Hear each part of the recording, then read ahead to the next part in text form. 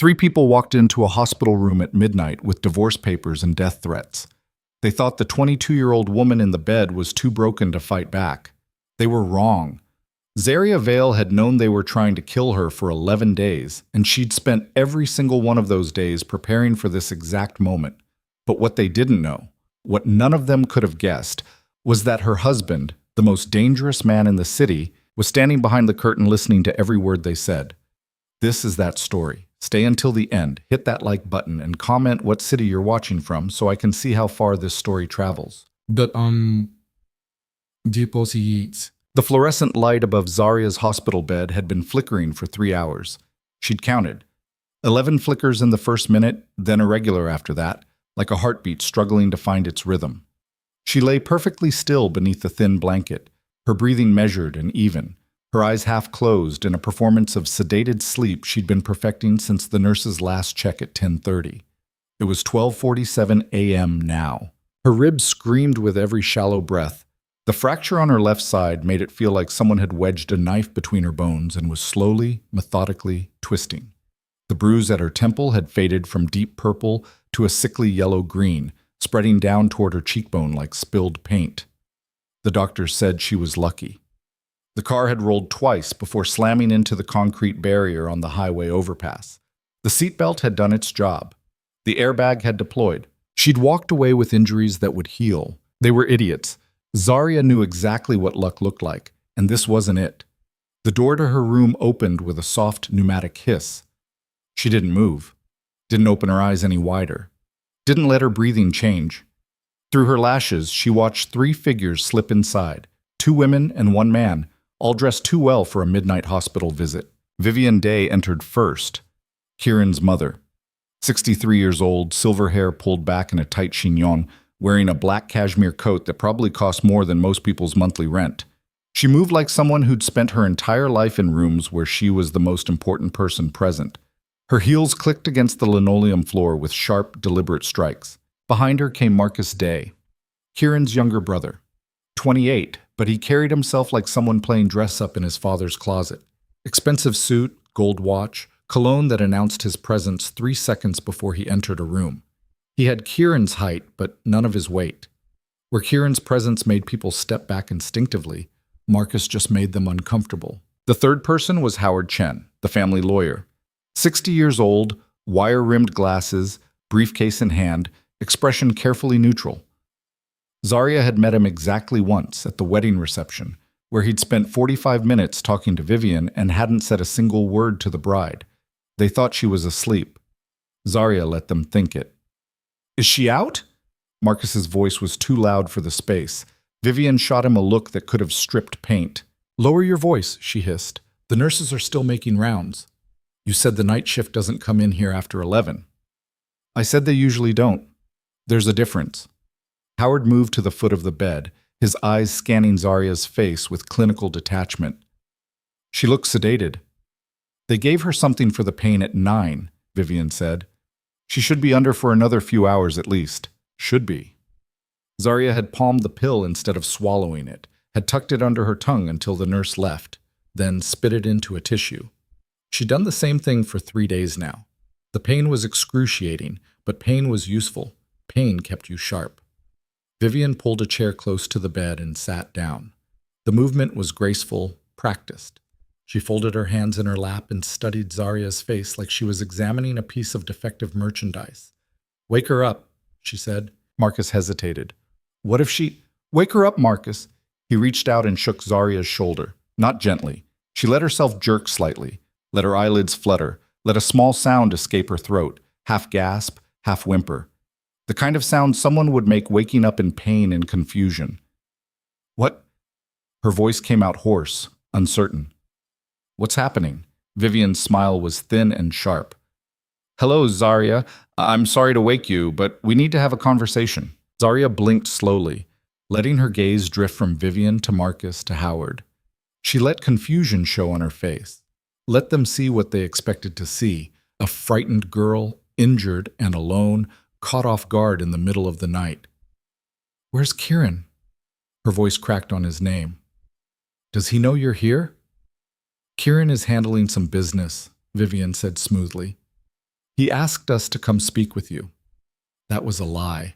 Zarya knew it was a lie, but she didn't challenge it, not yet. What time is it?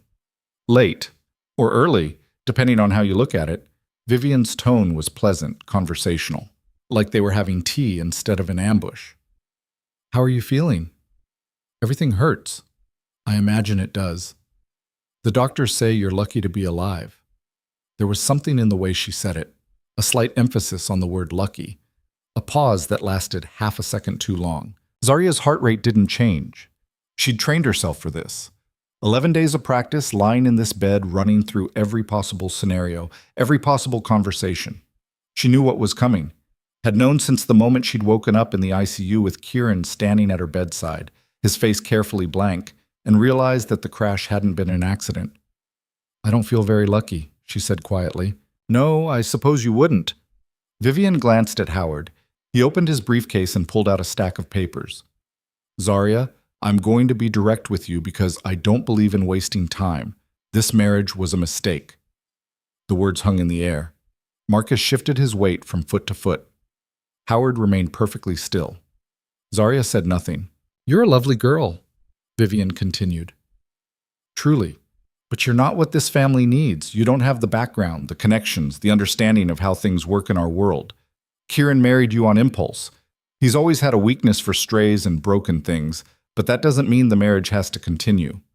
He loves me. The words came out small, uncertain. Vivian's expression softened into something that almost looked like pity. Sweetheart, Kieran doesn't love anyone. He collects things. People, power, secrets. He saw something in you that interested him for a moment, but that moment has passed. Surely you've noticed he's barely been here since the accident. That was true. Kieran had visited twice in 11 days. Both times he'd stayed less than 20 minutes. Both times he'd looked at her like she was a problem he hadn't figured out how to solve yet. But that didn't mean what Vivian wanted it to mean. Howard has prepared divorce papers, Vivian said. Very generous terms, all things considered. You'll receive a lump sum payment of $200,000 along with a full medical care package for the next 5 years. All you need to do is sign. Howard stepped forward and placed the papers on the rolling tray table beside the bed. The sound of paper against laminate was very loud in the quiet room. Zarya stared at the documents. She didn't reach for them. $200,000, she said slowly. It's more than fair. For 11 months of marriage. For a clean break, Vivian corrected. For your discretion. For avoiding a lengthy, expensive, very public legal battle that you would lose. Marcus laughed. Short, sharp, mean. Come on, you had to know this was coming. You really thought you'd just, what, play house with Kieran? Have his kids, grow old together? He shook his head. You're not that stupid. Marcus! Vivian's voice was ice. He shut up immediately. Zarya's hands were trembling. She let them. Let Vivian see the fear, the uncertainty, the exhaustion. Let them all see exactly what they expected. What if I don't sign? She asked.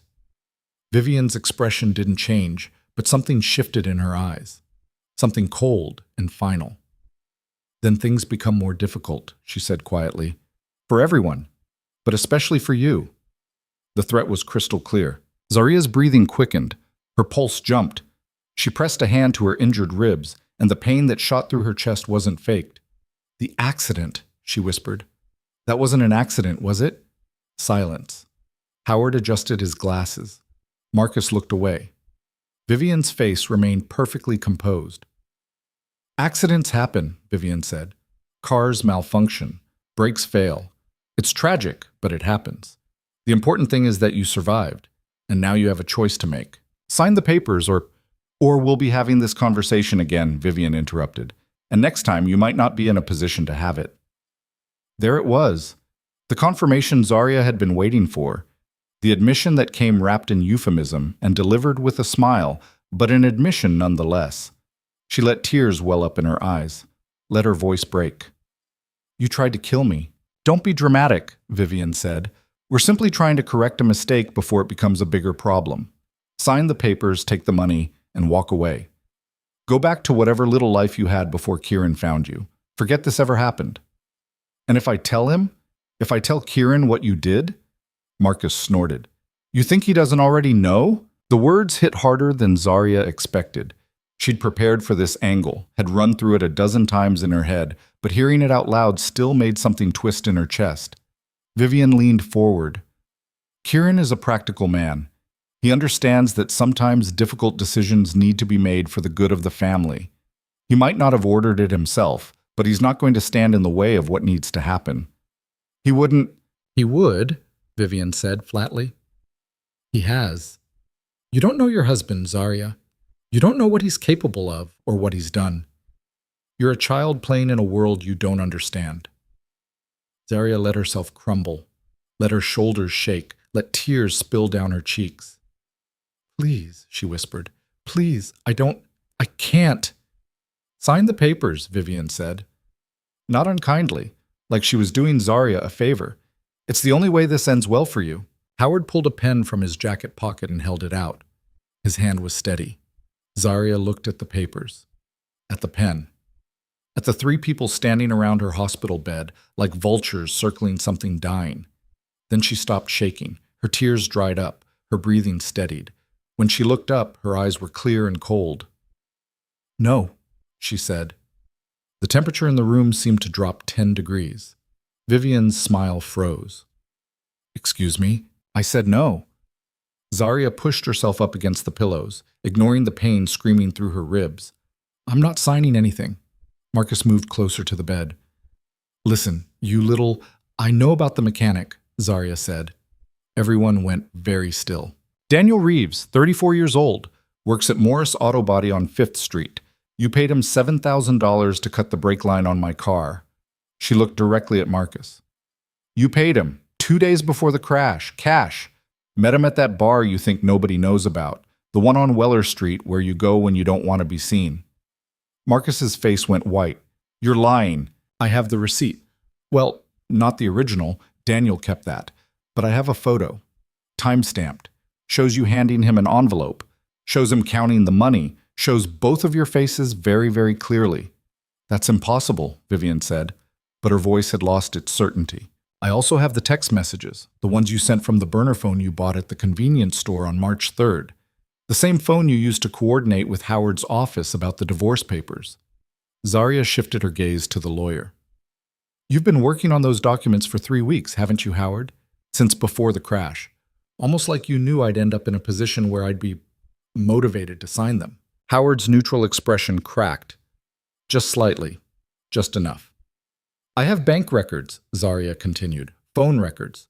Security camera footage from 4 different locations. I have a timeline that puts all 3 of you in contact with each other and with Daniel Reeves in the 10 days leading up to the crash. And I have a witness who's willing to testify that Marcus specifically asked about how to make a car accident look like mechanical failure. The silence that followed was absolute. Vivian recovered first. Of course she did. If you had all of this, you would have gone to the police. Who said I haven't? Because you're still here. Because Kieran hasn't... She stopped, recalculated. You're bluffing. Zarya smiled. It wasn't a nice smile. Am I? You've been unconscious or sedated for most of the past week and a half. You've barely been able to stand, let alone conduct some kind of investigation. You're right. I couldn't do it myself. Zarya pulled her phone from beneath her pillow. The movement made her ribs scream, but she didn't let it show. That's why I hired someone. Actually, several someones.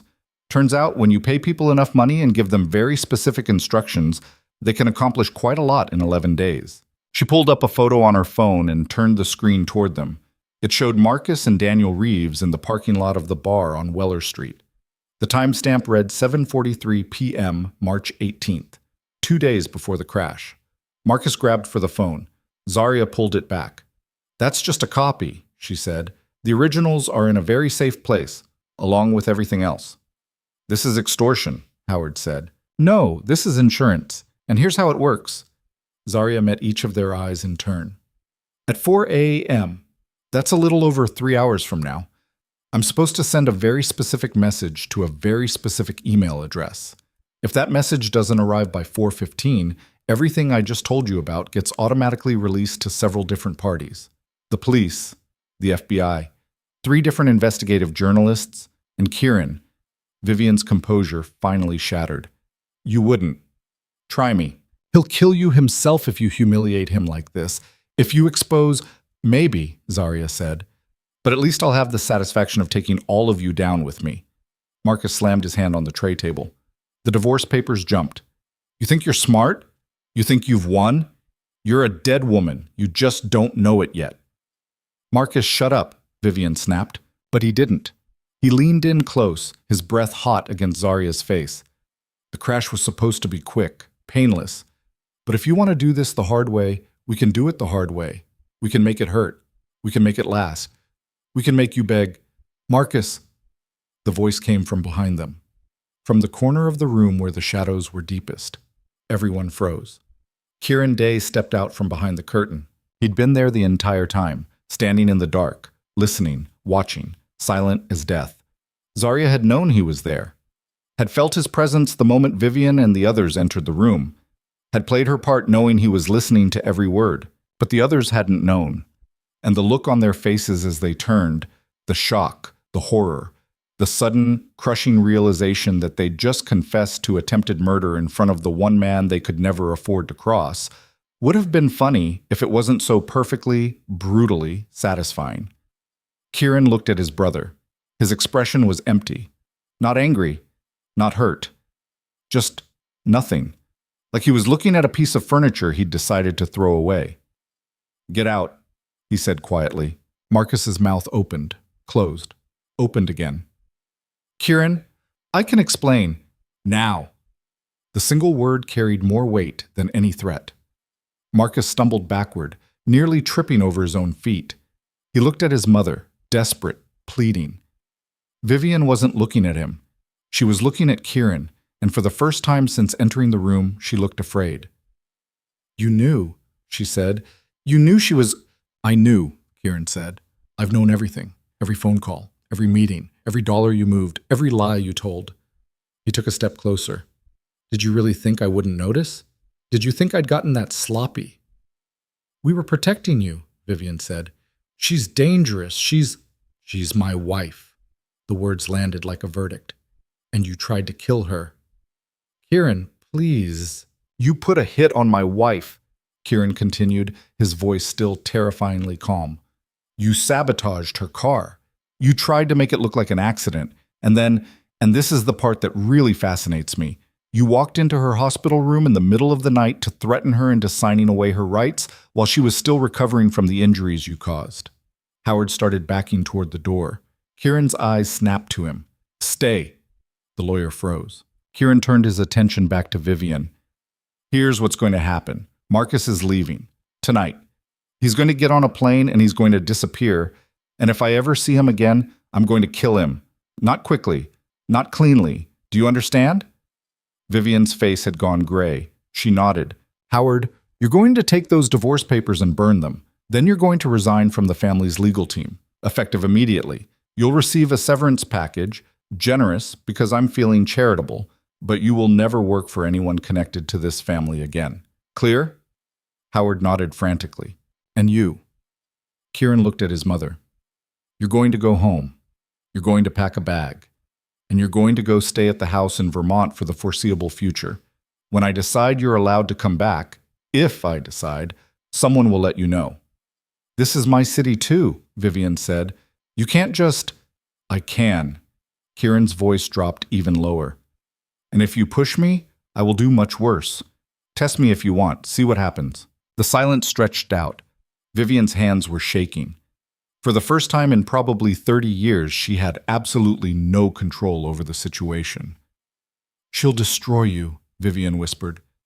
Everything we've built, everything your father left you, she'll ruin it all. Kieran glanced at Zarya, then back at his mother. Maybe, he said. But that's my choice to make, not yours. He stepped aside and gestured to the door.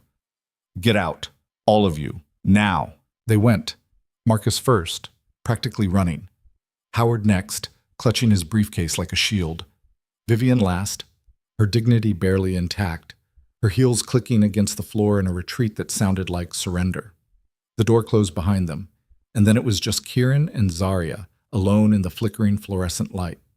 For a long moment, neither of them spoke. Kieran moved to the window, stood with his back to her, looking out at the city lights below. He was wearing all black. Black jeans, black jacket, black boots.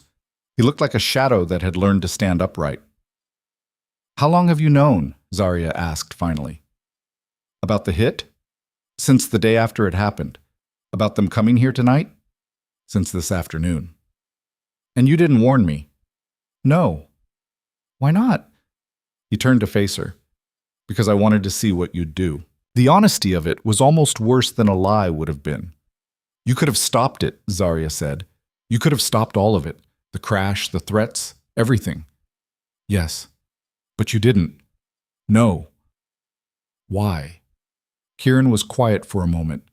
Then he pulled the chair Vivian had been sitting in closer to the bed and sat down, not standing over her, not looming, just sitting. "Because I wanted to see if you were strong enough to survive in my world," he said. "And you are." Zarya stared at him. At this man she'd married 11 months ago in a ceremony that lasted 20 minutes. This man who'd never told her he loved her, who'd never pretended to be anything other than what he was, who'd warned her on their wedding night that being his wife would be dangerous. She'd thought she understood what that meant. She'd been wrong. "You used me as bait," she said slowly. "Yes. You let your family try to kill me so you could see how I'd handle it. I made sure the crash wouldn't kill you. The brake line was cut, but your car also had a backup system installed 3 days earlier. You never would have died. Badly injured, yes. Dead, no. That's supposed to make this better?" "No," Kieran said. "It's supposed to make it clear that I'm not a good man, Zarya. I've never claimed to be. I told you that when we got married. I told you that every day after, but you stayed anyway. I stayed because I thought—" She stopped. Because what had she thought? That underneath the cold exterior there was someone different? That she could change him? That love would somehow be enough? "You stayed because you wanted to," Kieran said quietly. "Because some part of you liked the danger, liked the power, liked being married to someone people were afraid of." He leaned forward slightly. "Don't lie to yourself about what you are, Zarya. It's the one thing I've never lied to you about. What I am. What this life is. What being my wife means." He was right. She hated that he was right, but he was. "Your brother tried to have me killed," she said, "and now he's gone." "Your mother helped him, and now she's gone too. Because of me." "No." Kieran's eyes held hers. "Because they tried to take something that belongs to me. Because they forgot that I'm the one who makes the rules in this family. Because they made the mistake of thinking you were weak." "I am weak. Look at me. I can barely sit up without wanting to scream." "You spent 11 days in a hospital bed planning a counterattack that backed 3 experienced manipulators into a corner with nothing but evidence you gathered while recovering from broken ribs. That's not weak. That's terrifying." Despite everything, Zarya almost smiled. Almost. "What happens now?" she asked. Kieran stood, walked back to the window. "Now you decide." "Decide what?" "If you want to stay." The words hung in the air between them. "You could still sign those papers," he continued. "Take the money, leave, go somewhere I'd never find you. Start over. I wouldn't stop you. You just exiled your brother and banished your mother for trying to force me to do exactly that. I exiled them for trying to kill you first and then forcing you after. If you want to leave on your own terms, that's different." Zarya studied his back, the rigid line of his shoulders, the careful way he held himself. "Why did you marry me?" she asked. "Really?" He was quiet for so long she thought he might not answer. Then, "Because you looked at me like I was human." The simplicity of it made her chest tight. "And," she pressed, "and I thought that might be useful." There it was, the truth. Cold and clean and exactly what she should have expected. "But then I realized something," Kieran said, still not turning around. "Having someone who sees you as human when you're busy being a monster, that's not useful. That's dangerous. Because it makes you want to be the person they think you are instead of the person you need to be." "Is that why you stayed away after the crash?" "Yes." "Because you cared too much." "Because I cared at all." He finally turned to face her. "My mother was right about one thing. You will ruin me, Zarya. Maybe not the way she thinks. Maybe not my empire or my power or my reputation. But you'll ruin something. The parts of me that need to be ruthless to survive. The parts that can't afford to care about anything. Zaria's phone buzzed. 3:47 a.m. 13 minutes until her deadline. "Are you going to send the message?" Kieran asked. She looked down at the phone, at the email drafted and ready to go, at the evidence that could destroy what was left of his family. "I don't know," she admitted. "If you don't, the information goes out automatically." "I know. It'll start a war. The FBI investigation alone will take down half our business operations. The journalists will have a field day. Everything will burn." "I know." Kieran walked back to the bed, sat down again. This time he reached out and took her hand. His palm was warm, rough, the hand of someone who'd done violence and would do it again. "Send the message," he said quietly. Zaria stared at him. "What?" "Send it. Call off the automatic release. Keep the evidence as insurance, but don't burn everything down. Not yet." "Why?" "Because I'm asking you to." He squeezed her hand gently. "Because I'm trusting you not to use it unless you have to. Because you won. They're gone. You survived. And now we figure out what comes next.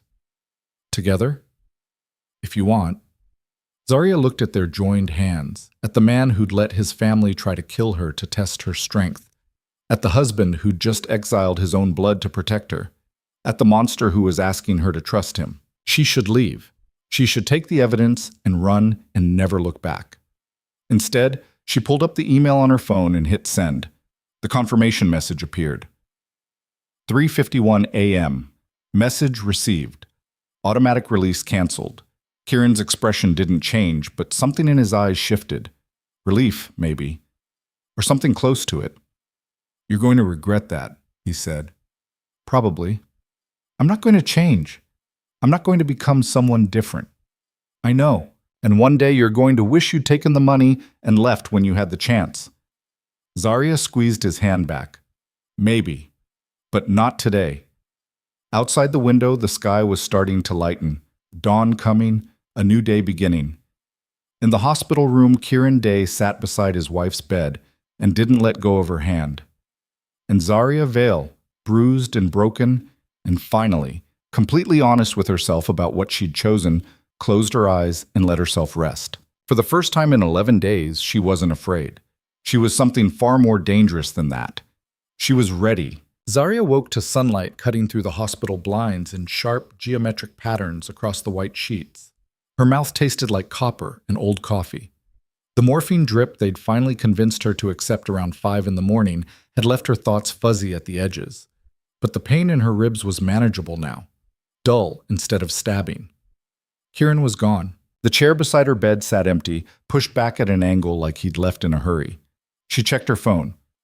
11:23 a.m. She'd slept for almost 6 hours. No missed calls.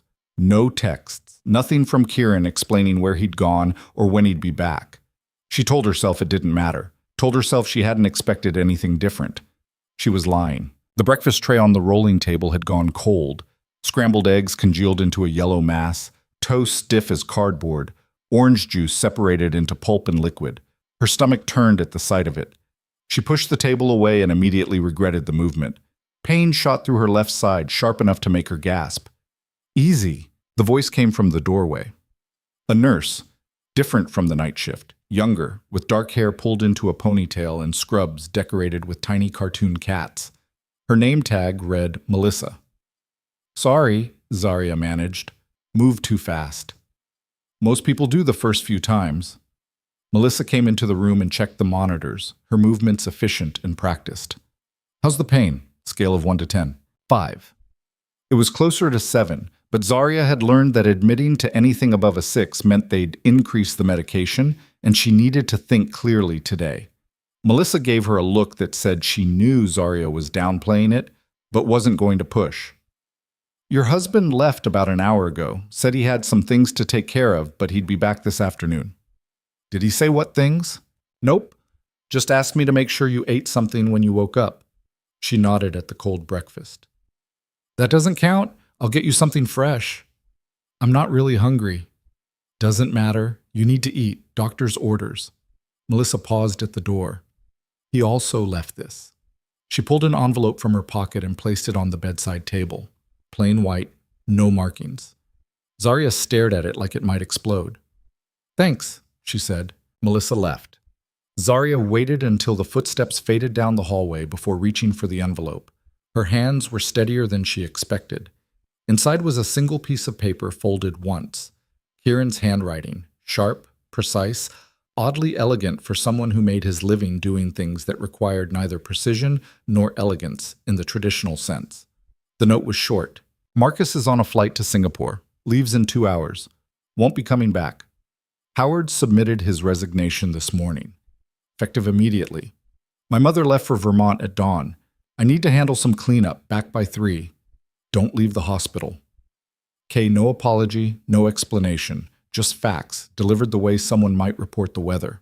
Zarya read it twice, then folded it and tucked it back in the envelope. She should have felt relief, should have felt vindicated.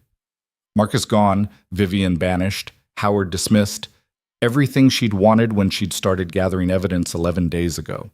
Instead, she felt hollow. The phone in her hand buzzed. Unknown number. She almost didn't answer, but something made her swipe to accept. "Hello?" Silence. Then breathing. Then a woman's voice, low and careful. "Is this Zarya Vale?" "Who's asking?" "My name is Rebecca Torres. I'm a reporter with the Metropolitan Journal. I understand you were recently involved in a serious car accident." Zarya's grip tightened on the phone. "How did you get this number?" "I have sources. That's not important right now. What's important is that I've been investigating the Day family for the past 8 months, and I believe your accident wasn't an accident at all." Every instinct, Zarya had screamed at her to hang up. Instead, she said, "Why would you think that?" "Because 3 weeks ago, a mechanic named Daniel Reeves deposited $7,000 in cash into his checking account. 2 days later, your car's brake line failed on the highway. And yesterday, Mr. Reeves left the city very suddenly after receiving a visit from 2 men who matched the description of associates known to work for your husband." Zarya's heart was pounding. She kept her voice level. "I don't know what you're talking about." "Ms. Vale, I'm not trying to get you in trouble. I'm trying to help you. If someone in the Day family tried to kill you, nobody tried to kill me. It was an accident. The police investigated. They said it was mechanical failure." The police investigation was closed in 48 hours. No follow-up. No secondary inspection of the vehicle. Just a report stamped and filed. Rebecca's voice dropped lower. "That's not standard procedure. That's what happens when someone with money and influence wants something buried." "I have nothing to say to you. You were married to Kieran Day for 11 months. You must have seen things, heard things. People talk about him like he's untouchable, but nobody's untouchable. If you're willing to talk..." Zarya ended the call. Her hands were shaking now. She set the phone down on the bedside table and pressed her palms against her thighs until the trembling stopped. The reporter knew about Daniel, knew about the money, knew about the brake line, which meant someone had talked, which meant the information wasn't as contained as she'd thought. The phone buzzed again, same number. Zarya ignored it. It buzzed a 3rd time, then a 4th. Then a text message appeared. "I know you're scared. I know what kind of man your husband is. But you don't have to protect him. Call me when you're ready to talk." RT Zarya deleted the message, blocked the number, then sat staring at the blank screen, trying to figure out how bad this was. The door opened. She looked up, expecting Melissa with the fresh breakfast. Instead, it was a man she'd never seen before. Tall, maybe 40, wearing a gray suit that looked expensive but not showy. He had the kind of face that was hard to remember. Average features, average build, the sort of person who could disappear into a crowd without trying. "Mrs. Day," he said. Not a question, a statement. "Who are you?" "My name is Thomas Gray. I work for your husband." He closed the door behind him and stayed near it, hands clasped in front of him. "Mr. Day asked me to check in on you, make sure everything is secure." "I'm fine. I'm sure you are, but there's been a development that requires your attention." "What kind of development?" Thomas reached into his jacket pocket. Zarya tensed, but he only pulled out a phone. Not his own, she realized. A burner, probably. He unlocked it and turned the screen toward her. It showed a series of text messages. The conversation was between 2 contacts labeled only as M and V. Zarya recognized the numbers. Marcus and Vivian. M. The reporter knows about Daniel. V. How much? M. Enough to connect it back to us. She called Zarya this morning. V. What did Zarya say? I don't know yet, but if she talks. V. She won't. She's too scared.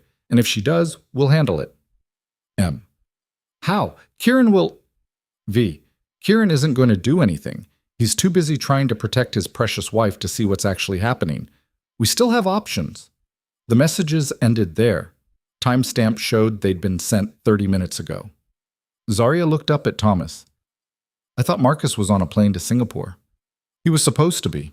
He missed the flight. And Vivian? She made it to Vermont. But she's been in contact with her son every hour since she left. Thomas pocketed the phone. Mr. Day is handling it, but he wanted you to know that the situation is fluid. Fluid, Zarya repeated. That's one way to put it. He also wanted me to remind you not to speak to any reporters about anything, even if they seem sympathetic. I already didn't. Good. Thomas moved toward the door, then paused. Mrs. Day, may I speak frankly? Sure. You're in a very dangerous position right now, not because of the reporter and not because of Marcus or Mrs. Day Sr. You're in danger because you know things that make you valuable and vulnerable at the same time. Mr. Day is doing everything he can to protect you, but his ability to do that depends on you making smart choices. Is that a threat? It's a warning from someone who's worked for your husband long enough to know how these situations play out. Thomas opened the door. Eat the breakfast the nurse brings you. Stay in this room. Don't answer calls from numbers you don't recognize. And when Mr. Day gets back, listen to what he has to say. He left before Zarya could respond. She sat alone in the too bright room, surrounded by the smell of disinfectant and the distant sounds of hospital machinery, and tried to figure out what the hell she'd gotten herself into. Melissa returned 20 minutes later with fresh breakfast: yogurt, fruit, whole wheat toast, coffee that actually steamed. Zarya ate mechanically, tasting nothing, her mind running through scenarios and contingencies and worst-case outcomes. The reporter knew about Daniel, which meant she probably knew about the money trail, which meant she was building a story. And if that story broke before Kieran could contain it, the FBI wouldn't have a choice but to investigate. The automatic evidence release Zarya had set up would look like nothing compared to what a federal investigation would uncover. She'd thought she was protecting herself, thought she was being smart. She'd just painted a target on both their backs. Her phone rang again. This time, the caller ID showed Kieran's number. She answered immediately. Where are you? Dealing with your brother. His voice was clipped, tense. Did Thomas come by? Yes. Did he show you the messages? Yes. Good. Then you know we have a problem. The reporter called me, Zarya said. Rebecca Torres, Metropolitan Journal. She knows about Daniel, the money, everything. Silence on the other end of the line. Then, what did you tell her? Nothing. I hung up. Smart. She heard him exhale. How much did she say she knew? Enough to connect the dots.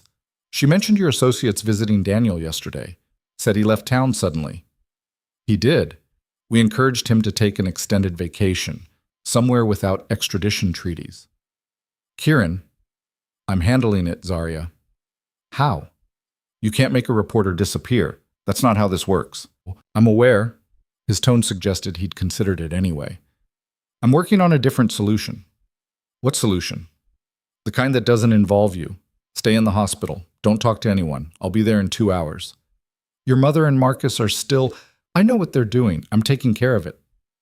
Thomas said Marcus missed his flight. He won't miss the next one. The way Kieran said it made something cold settle in Zarya's stomach. Zarya, listen to me. The next 24 hours are going to determine how this ends. I need you to trust me. I already do. That's the problem. No, the problem is that my family underestimated you and now they're scrambling. Scrambling makes people stupid. Stupid gets people killed. Is that what you're going to do? Kill them? Kieran was quiet for a long moment. Do you want me to? The question hung in the air between them. Zarya's first instinct was to say no, but that would be a lie. Part of her, the part that still felt the phantom impact of the car rolling, The part that remembered waking up in the ICU not knowing if she'd survive wanted exactly that. Wanted them to hurt the way she'd hurt. But wanting it and asking for it were different things. "No," she said finally. "I want them gone. I want them out of our lives, but I don't want their blood on my hands." "It wouldn't be on your hands." "Yes, it would. And you know it." Another pause, then, "All right, then we do this the other way." "What other way?" "The way that takes longer but keeps you clean. I'll explain when I get there. 2 hours, Zarya. Don't go anywhere." He ended the call before she could respond. Zarya set the phone down and stared at the half-eaten breakfast. Her appetite was gone completely now. She pushed the tray away and lay back against the pillows, trying to ignore the persistent ache in her ribs. The morning crawled by. Melissa checked on her twice more. A doctor came in around 1 to examine her injuries and pronounce her healing well enough to be discharged in another day or two. Physical therapy would be necessary, follow-up appointments, pain management, all the mundane details of recovering from trauma that felt absurd considering everything else happening around her. At 2:47 p.m., Kieran walked through the door. He looked tired. Not physically. Kieran always looked like he could go 3 days without sleep and still function. But something in his eyes was worn. He closed the door behind him and locked it. "Marcus is on a plane," he said without preamble. "Lands in Singapore in 16 hours. From there, he's got a connecting flight to Manila. I've arranged for him to stay there." "For how long?" "Indefinitely. He's got accounts set up, a place to live, work that'll keep him busy and far away from anything connected to the family business." Kieran pulled the chair close to the bed and sat. "He won't like it, but he'll do it because the alternative is worse." "And your mother?" "Still in Vermont, but I've had her accounts frozen. Not emptied, frozen. She's got access to enough money to live comfortably, but not enough to cause problems. Her lawyer called me screaming about elder abuse." He smiled without humor. "I told him to file a complaint and see where it gets him. She'll fight this. Let her. She doesn't have the resources anymore. Or the allies. Everyone who matters knows what she tried to do. And everyone who matters knows I'm not tolerating it." Zarya studied his face. "What about the reporter? Rebecca Torres is getting a better story. What does that mean?" Kieran leaned back in the chair. "It means I called in a favor with someone who knows someone who knows someone at the Journal. Torres is very interested in political corruption right now, specifically the kind involving city contracts and zoning boards, and money changing hands in ways it shouldn't. She's about to receive an anonymous tip that'll lead her to a much bigger scandal than a car accident. You're bribing her. I'm redirecting her. There's a difference. Not much of one." "Enough of one to keep her away from you." Kieran's expression hardened. "She's ambitious, young, looking to make a name. Give someone like that a scandal big enough to build a career on, and they'll forget about everything else. And if she doesn't, then we move to plan B. Which is? Something you don't need to worry about." Zarya shook her head. "No, no more of that. No more protecting me from information. If there's a plan B, I want to know what it is." Kieran watched her for a moment. Then he said, "Plan B is that we discredit her. Plant evidence that she's been accepting payments from political opponents. Fabricate sources. Make it look like she's been running a smear campaign for hire. By the time we're done, nobody will believe anything she writes. That's not protection. That's destruction." "Yes." "Kieran, you asked." He stood and walked to the window. "You wanted honesty. This is what honesty looks like in my world, Zarya. Plan A is redirection. Plan B is obliteration. And if we get to Plan C, we have bigger problems than one nosy reporter." "What's Plan C?" He didn't answer. Zarya pulled herself up straighter despite the pain. "You said you'd explain how we're doing this the other way. The way that keeps me clean. This doesn't sound clean." "It's cleaner than the alternative." "Which is?" Kieran turned from the window. "The alternative is that I kill Marcus and my mother, dispose of the bodies somewhere they'll never be found, and make it look like they ran away together to avoid prosecution. Then I kill Daniel Reeves and the reporter and anyone else who might connect the dots back to what actually happened. Then I burn all the evidence and salt the earth so thoroughly that there's nothing left to investigate." He said it calmly, matter-of-factly, like he was describing a grocery list. "You've thought about this," Zarya said quietly. "I've thought about everything. It's what I do." And you're telling me this because Because you asked for honesty. He came back to the bed and sat down again, closer this time. Because you need to understand what you're asking me not to do. You said you don't want their blood on your hands. Fine, I respect that. But that means we do things the complicated way. The way that takes longer and costs more and leaves loose ends that might come back to bite us later. I'll take loose ends over bodies. will you? Even if those loose ends mean looking over your shoulder for the rest of your life, Even if it means Marcus might decide to come back someday? Even if my mother spends the next decade plotting revenge? Zarya held his gaze. Yes? Why? because I'm trying not to become the kind of person who solves problems by killing people. And because the moment I ask you to do that, the moment I say yes to murder, I lose the right to pretend I'm any different from the people who tried to kill me. Kieran studied her face like he was trying to solve a puzzle. You realize that's naive. Maybe, but it's where I draw the line. Lines move. Not this one. He reached out and took her hand. His grip was firm, steady. All right, then we do it your way. Marcus stays in Manila. My mother stays in Vermont. The reporter gets her bigger story, and we hope that's enough. And if it's not, then we revisit the conversation. Zarya squeezed his hand. Fair enough. They sat in silence for a while. Outside the window, the city hummed with afternoon traffic. Car horns, sirens in the distance, the normal sounds of people living normal lives. I need to ask you something, Kieran said finally. Okay. Why did you really send that message this morning? The one that canceled the automatic release? Zarya had been expecting the question, had been turning it over in her mind since the moment she'd hit send. Because you asked me to. That's not a good enough reason. It is for me. Zarya, you want the real answer? She shifted to face him more fully, ignoring the protest from her ribs. I sent it because I realized something. All that evidence I gathered, it was insurance, yes, but it was also a weapon pointed at both of us.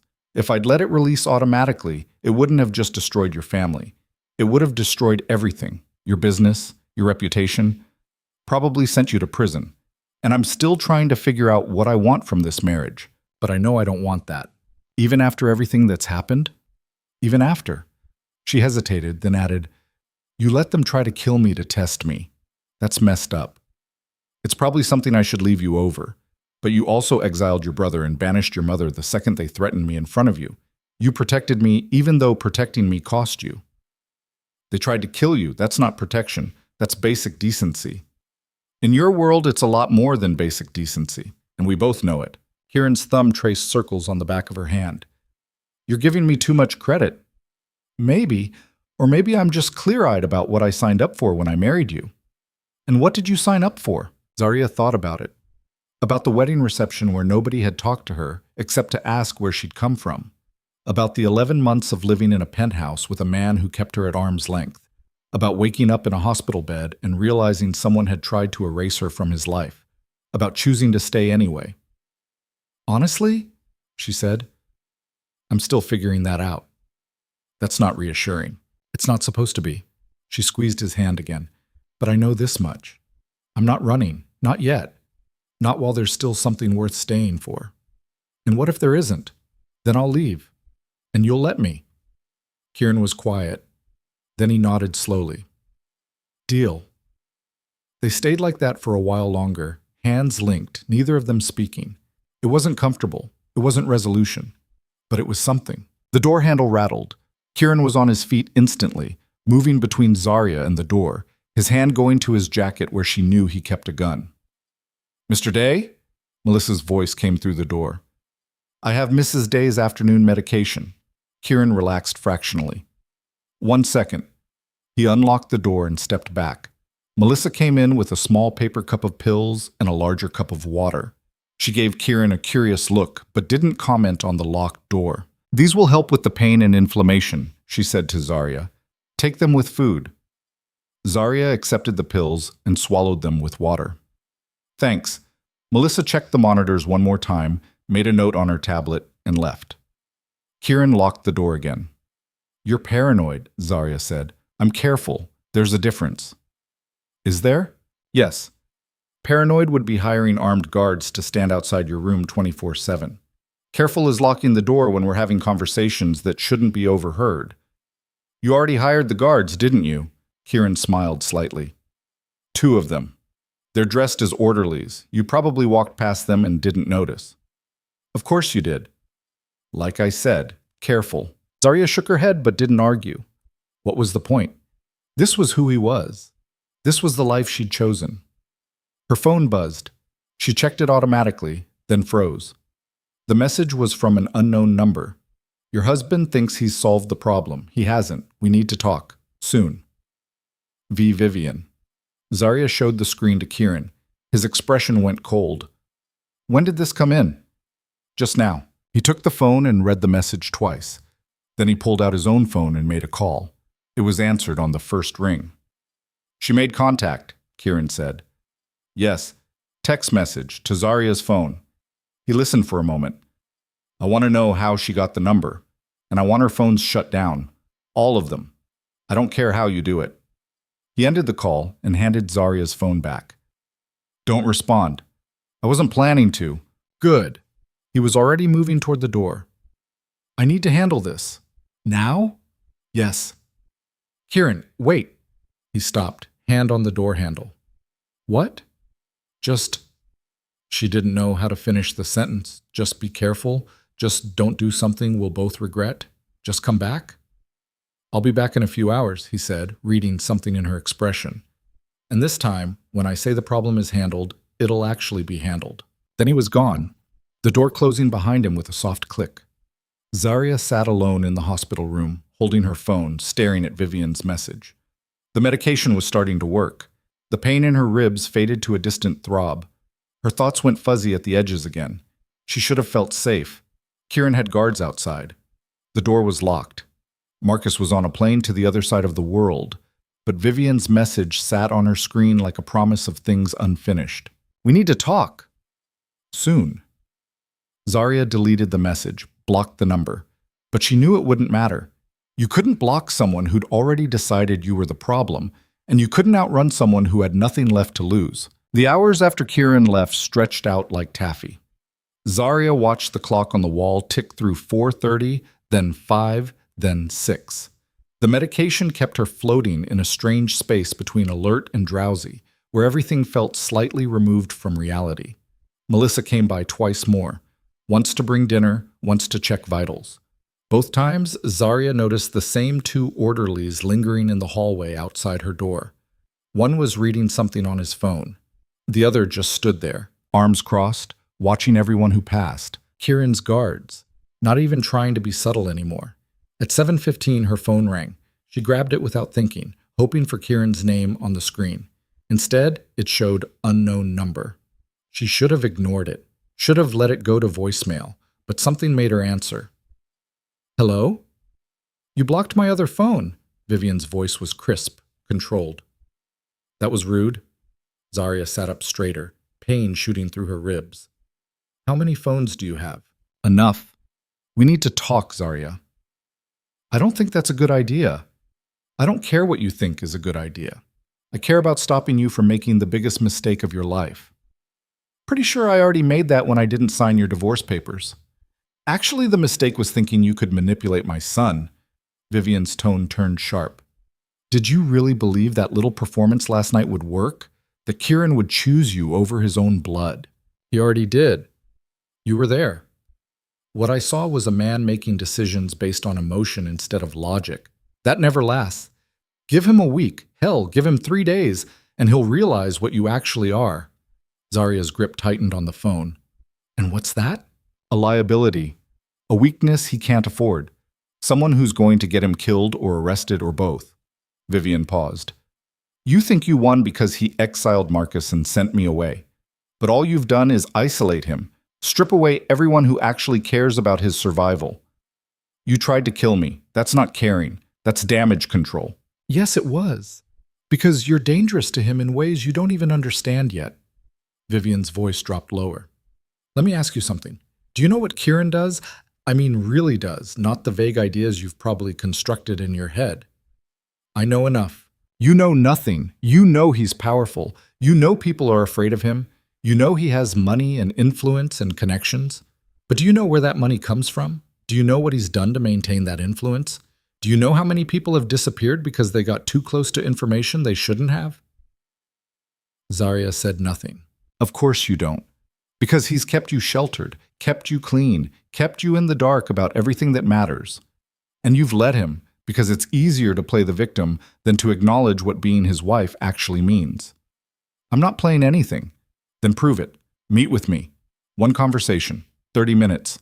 I'll tell you everything you need to know about the man you married, and then you can make an informed decision about whether you really want to stay. Why would you do that? Because despite what you think, I don't want to see my son destroyed. And you're going to destroy him, Zarya. Maybe not intentionally, maybe not today, but eventually. Unless someone stops it. The conviction in Vivian's voice was unsettling. She actually believed what she was saying, believed that Zarya was the threat, not her, not Marcus, not the conspiracy to commit murder. Where are you? Zarya asked. Somewhere Kieran can't reach me. Yet. But I can get to the city by tonight if you agree to meet. He'll know. Your accounts are frozen. You can't move without... I have resources you don't know about. Everyone does. That's another thing Kieran probably hasn't told you. In our world, you always keep something in reserve. Money he can't touch. Allies he doesn't know about. Escape routes that don't show up on any map. Zarya thought about the two guards outside her door. About Kieran's warning to stay in the hospital. About every instinct she had screaming that this was a trap. No, she said finally. Excuse me. I said no. I'm not meeting you. I'm not listening to whatever story you've prepared about how terrible Kieran is and how much danger I'm in. Because here's what I know. You tried to have me killed. You came to my hospital room with divorce papers and threats. You've spent the last 24 hours trying to undermine everything Kieran did to protect me. So forgive me if I don't trust your sudden concern for my well-being. Vivian was quiet for a long moment. When she spoke again, her voice had changed. The false warmth was gone. What remained was cold and sharp. You're making a mistake. Probably, but it's my mistake to make. When this falls apart, and it will fall apart, don't say I didn't warn you. I won't. He's going to hurt you, Zarya. Maybe not physically, maybe not intentionally, but he's going to hurt you in ways that make what Marcus and I tried to do look like mercy. Then I guess I'll deal with that when it happens. Vivian laughed. It wasn't a pleasant sound. You really do love him, don't you? Poor stupid girl. You actually believe he's capable of loving you back. Something in Zarya's chest went tight. Goodbye, Vivian. She ended the call and immediately blocked the number. Then she sat staring at the phone, trying to ignore the way Vivian's words had landed. You really do love him, don't you? Did she? Zarya turned the question over in her mind. Love seemed too simple a word for what she felt. Too clean. What she felt was complicated and messy and probably unhealthy. A mixture of attraction and fear and defiance and something that might have been hope if she was being generous. She'd married Kieran 11 months ago because he'd offered her a way out of a life she couldn't stand anymore. Working 3 jobs to afford a studio apartment with water damage and mice. Eating ramen for dinner 4 nights a week. Watching everyone around her move forward while she stayed stuck. Kieran had appeared in her life like a door opening in a wall she'd thought was solid. He'd been direct about what he wanted, someone to stand beside him at events, to manage the public-facing parts of his life, to be the acceptable face of the Day family. And he'd been equally direct about what he was offering in return. Security, money, protection, and a life that didn't involve choosing between paying rent and paying for groceries. It was a transaction. They'd both understood that. Except somewhere along the way, it had stopped feeling like just a transaction. Somewhere between the wedding and the crash, something had shifted. She'd started noticing the way he looked at her when he thought she wasn't paying attention. Started noticing the small ways he protected her, redirecting conversations when someone got too invasive, making sure she always had a way out of uncomfortable situations, never pressuring her for anything she wasn't ready to give. And she'd started wanting more than what they'd agreed to. That was the real problem, not the danger, not the criminal empire, not even the attempted murder. The problem was that she'd fallen for someone who'd warned her explicitly not to. The door opened. Zarya looked up, expecting Kieran. Instead, Thomas Gray stepped inside, followed by a woman Zaria had never seen before. She was maybe 35, Asian, wearing dark jeans and a leather jacket, her hair pulled back in a severe ponytail. She had the same forgettable quality as Thomas, someone you could pass on the street and not remember 5 minutes later. "Mrs. Day," Thomas said, "this is Agent Sarah Chen. She needs to speak with you." Zaria's heart dropped into her stomach. "Agent?" The woman pulled out a badge. FBI, Special Agent Sarah Chen, Financial Crimes Division. "I apologize for the intrusion," Agent Chen said. Her voice was professional, neutral. "I know you're recovering, and I'll make this as brief as possible, but I have some questions about your accident." Thomas moved to stand by the door, not blocking it exactly, just present. "I already gave a statement to the police," Zaria said carefully. "I know, I've read it. But some new information has come to light that raises concerns about whether the accident was actually accidental." "What kind of information?" Agent Chen pulled out a tablet and scrolled through something. "We've been investigating certain financial irregularities connected to the Day family business for the past year. During that investigation, we flagged a transaction involving a mechanic named Daniel Reeves. $7,000 deposited in cash 3 weeks ago. 2 days after that deposit, you were in a serious car crash caused by brake failure." Zaria kept her expression blank. "Okay. We've since learned that Mr. Reeves left the country yesterday. Very suddenly. After receiving a visit from 2 individuals we believe work for your husband. I wouldn't know anything about that." "I'm sure you wouldn't." Agent Chen set the tablet aside. "Mrs. Day, I'm not here to accuse you of anything. I'm here because I think you might be in danger. If someone in your husband's family or organization tried to kill you once, they might try again, and if that's the case, the FBI can offer you protection." "Protection from what?" "From whoever sabotaged your car, from whoever might want you out of the picture." Agent Chen leaned forward slightly. "I've been doing this job for 12 years. I've seen what happens to people who get caught in the crossfire of organized crime. It never ends well. But if you're willing to cooperate, if you're willing to tell us what you know, we can help you." The offer hung in the air between them. Zaria could feel Thomas watching from the door, his expression unreadable. "What exactly would cooperation involve?" she asked. "Information about your husband's business operations, about the family structure, about illegal activities you may have witnessed or have knowledge of." Agent Chen's tone remained carefully neutral. "In exchange, we'd provide witness protection, a new identity, relocation, financial support, a chance to start over somewhere safe. You want me to testify against my husband? I want you to survive. If testifying against him is part of that, then yes." Zaria looked at Thomas. He wasn't reacting, wasn't signaling anything, just standing there like a piece of furniture. "How did you even know I was here?" she asked. "This hospital room, this specific time?" "We've been monitoring the situation. When you were admitted, we flagged it as potentially significant." "You've been watching me. We've been watching everyone connected to the Day family. It's an ongoing investigation." Zaria's mind was racing. This was exactly what Kieran had been trying to prevent. The FBI getting involved, asking questions, making offers. If she said the wrong thing, if she admitted to knowing about the sabotage, about the conspiracy, about any of it, it would open doors that couldn't be closed again. But if she said nothing, "I appreciate the offer," Zaria said slowly. "But I don't need protection. The accident was investigated. The police ruled it mechanical failure, and I'm recovering just fine." "Mrs. Day, I don't know anything about organized crime. I don't know anything about illegal activities. I'm just someone who married the wrong person and ended up in the hospital because of bad luck. That's all." Agent Chen studied her face for a long moment. "You're scared. I understand that. But fear shouldn't prevent you from—" "I'm not scared. I'm just not interested." "Not even if it means your husband might have been involved in the attempt on your life?" The question was designed to provoke a reaction. Zaria didn't give her one. "My husband wasn't involved. And even if he was, that's between him and me, not between him and the FBI." Agent Chen sighed and stood up. "All right, I tried." She pulled a business card from her jacket pocket and set it on the bedside table. "If you change your mind, when you change your mind, call me, day or night. That number will reach me directly. I won't be calling. You say that now, but situations change. People change their minds when they realize how much danger they're actually in." Agent Chen headed for the door, then paused. One more thing. The reporter who's been digging into this, Rebecca Torres, she's working with us. Not officially, but she's feeding us information in exchange for access to certain records. So if she contacts you again, know that anything you tell her is likely to end up in our files. The casual way she dropped that information, like it was an afterthought instead of a threat, made Zaria's stomach turn. Noted, she said. Agent Chen left.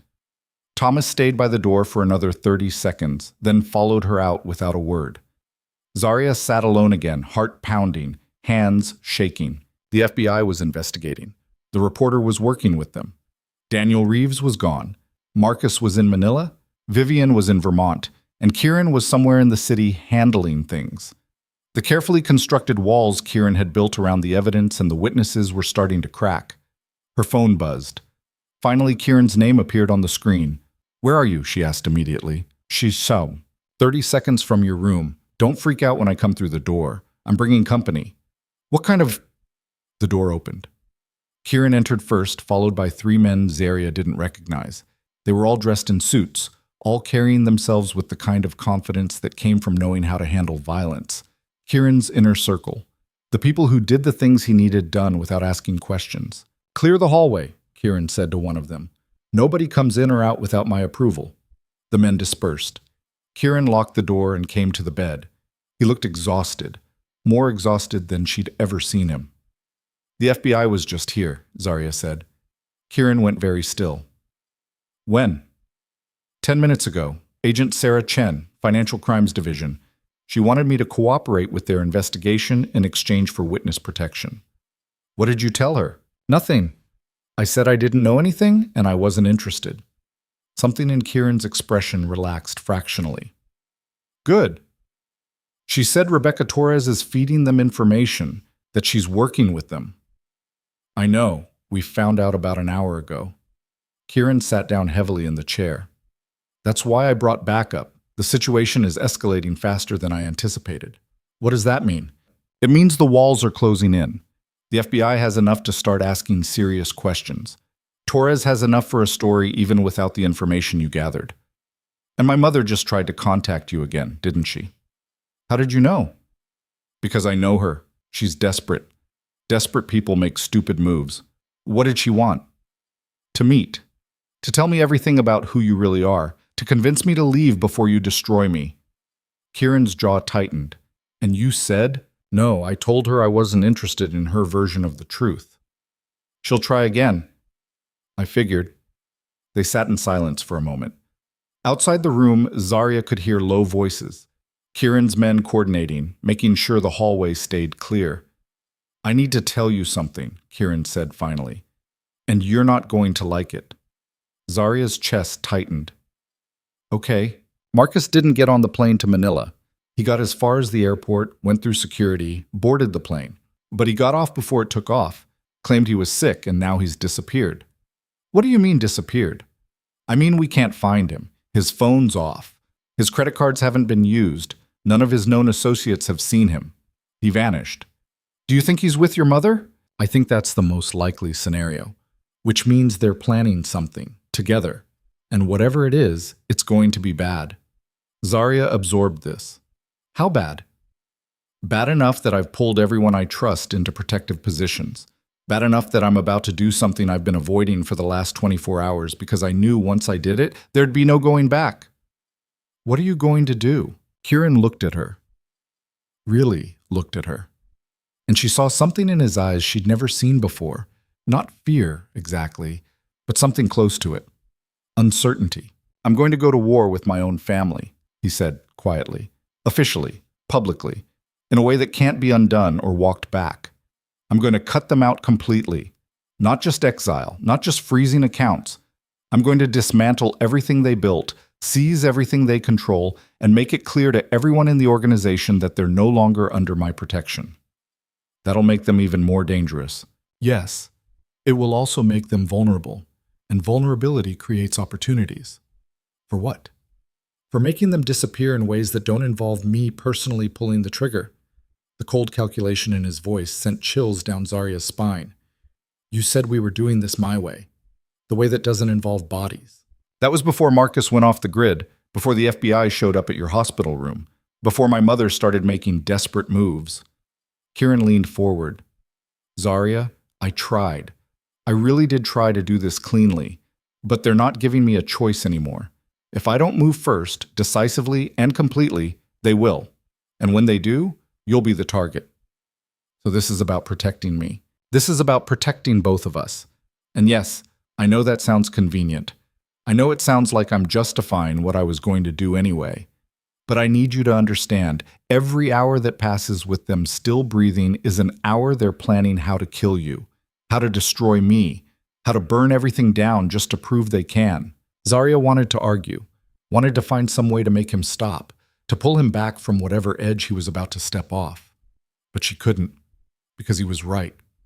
Vivian's call had proven that. The desperation in her voice, the barely concealed threats, the certainty that she could still win if she just played the right cards. What do you need from me? Zarya asked. Kieran blinked. What? You're telling me all this for a reason, so what do you need from me? I need you to stay here, stay safe. Let me handle this. That's not what I asked. They stared at each other. Outside, footsteps passed in the hallway. Muffled voices. The ordinary sounds of a hospital at night. I need you to trust me, Kieran said finally. Even if what I'm about to do makes you hate me, even if it confirms every terrible thing you've probably thought about who I am. I need you to trust that I'm doing this because it's the only way to keep you alive. I already trust you. That's not the issue. Then what is? The issue is that you're asking me to sit here while you go do something you won't come back from unchanged. And I'm trying to decide if I can live with that. Can you? Zarya thought about the girl she'd been 11 months ago. Working 3 jobs, living in a studio apartment with water damage, eating ramen 4 nights a week. That girl would have run, would have signed the divorce papers, taken the money, and disappeared into a life where she didn't have to think about organized crime or attempted murder or husbands who talked about making people disappear. But that girl was gone. Had been gone since the moment she'd woken up in the ICU and decided to fight back instead of breaking down. Yes, she said, I can live with it, but I need you to promise me something. What? When this is over, when they're gone and the FBI investigation falls apart, and the reporter moves on to her bigger story, I need you to tell me everything. No more protecting me from information, no more deciding what I can handle. Everything. Kieran hesitated, then nodded. All right. Everything. You have my word. Okay then. Zarya settled back against the pillows. Go do what you need to do. Kieran stood, leaned down, and kissed her forehead. It was brief, gentle, completely at odds with the conversation they just had. I'll be back before morning, he said. Will you? Yes. He unlocked the door and left. The 3 men in the hallway followed him. Zarya heard them discussing routes and backup and contingencies as they walked away. Then she was alone again. She lay in the dark, listening to the hospital settle into its night rhythm. Somewhere down the hall, someone was crying. Somewhere else, machines beeped in steady rhythms. The fluorescent light above her bed had stopped flickering. The world continued turning. Zarya pulled out her phone and looked at Agent Chen's business card sitting on the bedside table. She should throw it away. Should burn it even. Instead, she took a picture of it and saved the image to a hidden folder on her phone, just in case. Because Kieran was right about one thing. In their world, you always kept something in reserve. Money he couldn't touch. Allies he didn't know about. Escape routes that didn't show up on any map. She'd learned that lesson well. At 11 p.m., her phone buzzed with a text from an unknown number. Turn on the news. Channel 7. Zarya almost ignored it. Almost. But curiosity won out. She found the remote and turned on the small television mounted on the wall across from her bed. Channel 7 was running breaking news. A building fire downtown. The chyron at the bottom of the screen read, Major fire at Day family offices. Suspicious origin suspected. Zarya's breath caught. The camera showed flames pouring from windows on the upper floors of a building she recognized. Kieran's main office, where he conducted most of his legitimate business operations. Fire trucks surrounded the building. Firefighters were working to contain the blaze, but it was clear they were losing. The reporter on scene was saying something about potential arson, about an investigation already underway, about witnesses reporting explosions before the fire started. Her phone rang. "Kieran, are you watching?" he asked without preamble. "Yes? What happened?" "My mother happened. She planted explosives in the building 4 hours ago. Waited until most of the staff had gone home, then detonated them remotely." "Is anyone hurt?" "Two security guards, both in stable condition. Everyone else made it out." His voice was tight, controlled. "She wanted to send a message. She succeeded." "Where are you?" "Watching the building burn from 3 blocks away. Making calls, containing the damage." "Kieran, this is what I was trying to prevent, Zarya. This is what happens when you don't move fast enough, when you try to do things cleanly." The rage in his voice was barely contained. "She just destroyed 10 years of work, torched records we needed, killed any chance of keeping the FBI investigation from expanding. Come back to the hospital." "I can't, not yet. I have to—" An explosion lit up the screen. The building's facade collapsed inward, sending debris and flames shooting into the night sky. The reporter stumbled backward. Someone was screaming. "Jesus Christ," Kieran breathed. "Please come back," Zarya said. "Please. Whatever you're planning, whatever you're about to do, just come back here first." Silence on the other end. Just the sound of sirens and chaos. "All right," he said finally. 30 minutes. He ended the call. Zarya watched the building burn on the television screen and wondered if this was what it looked like when a marriage went from complicated to completely unsalvageable. Wondered if she'd made the wrong choice by staying. Wondered if it was too late to change her mind. The building collapsed completely just after midnight. By the time Kieran walked back through her hospital room door at 12:47 a.m., the news was calling it the biggest case of domestic terrorism the city had seen in 20 years. He looked like he'd aged 5 years in the last 6 hours.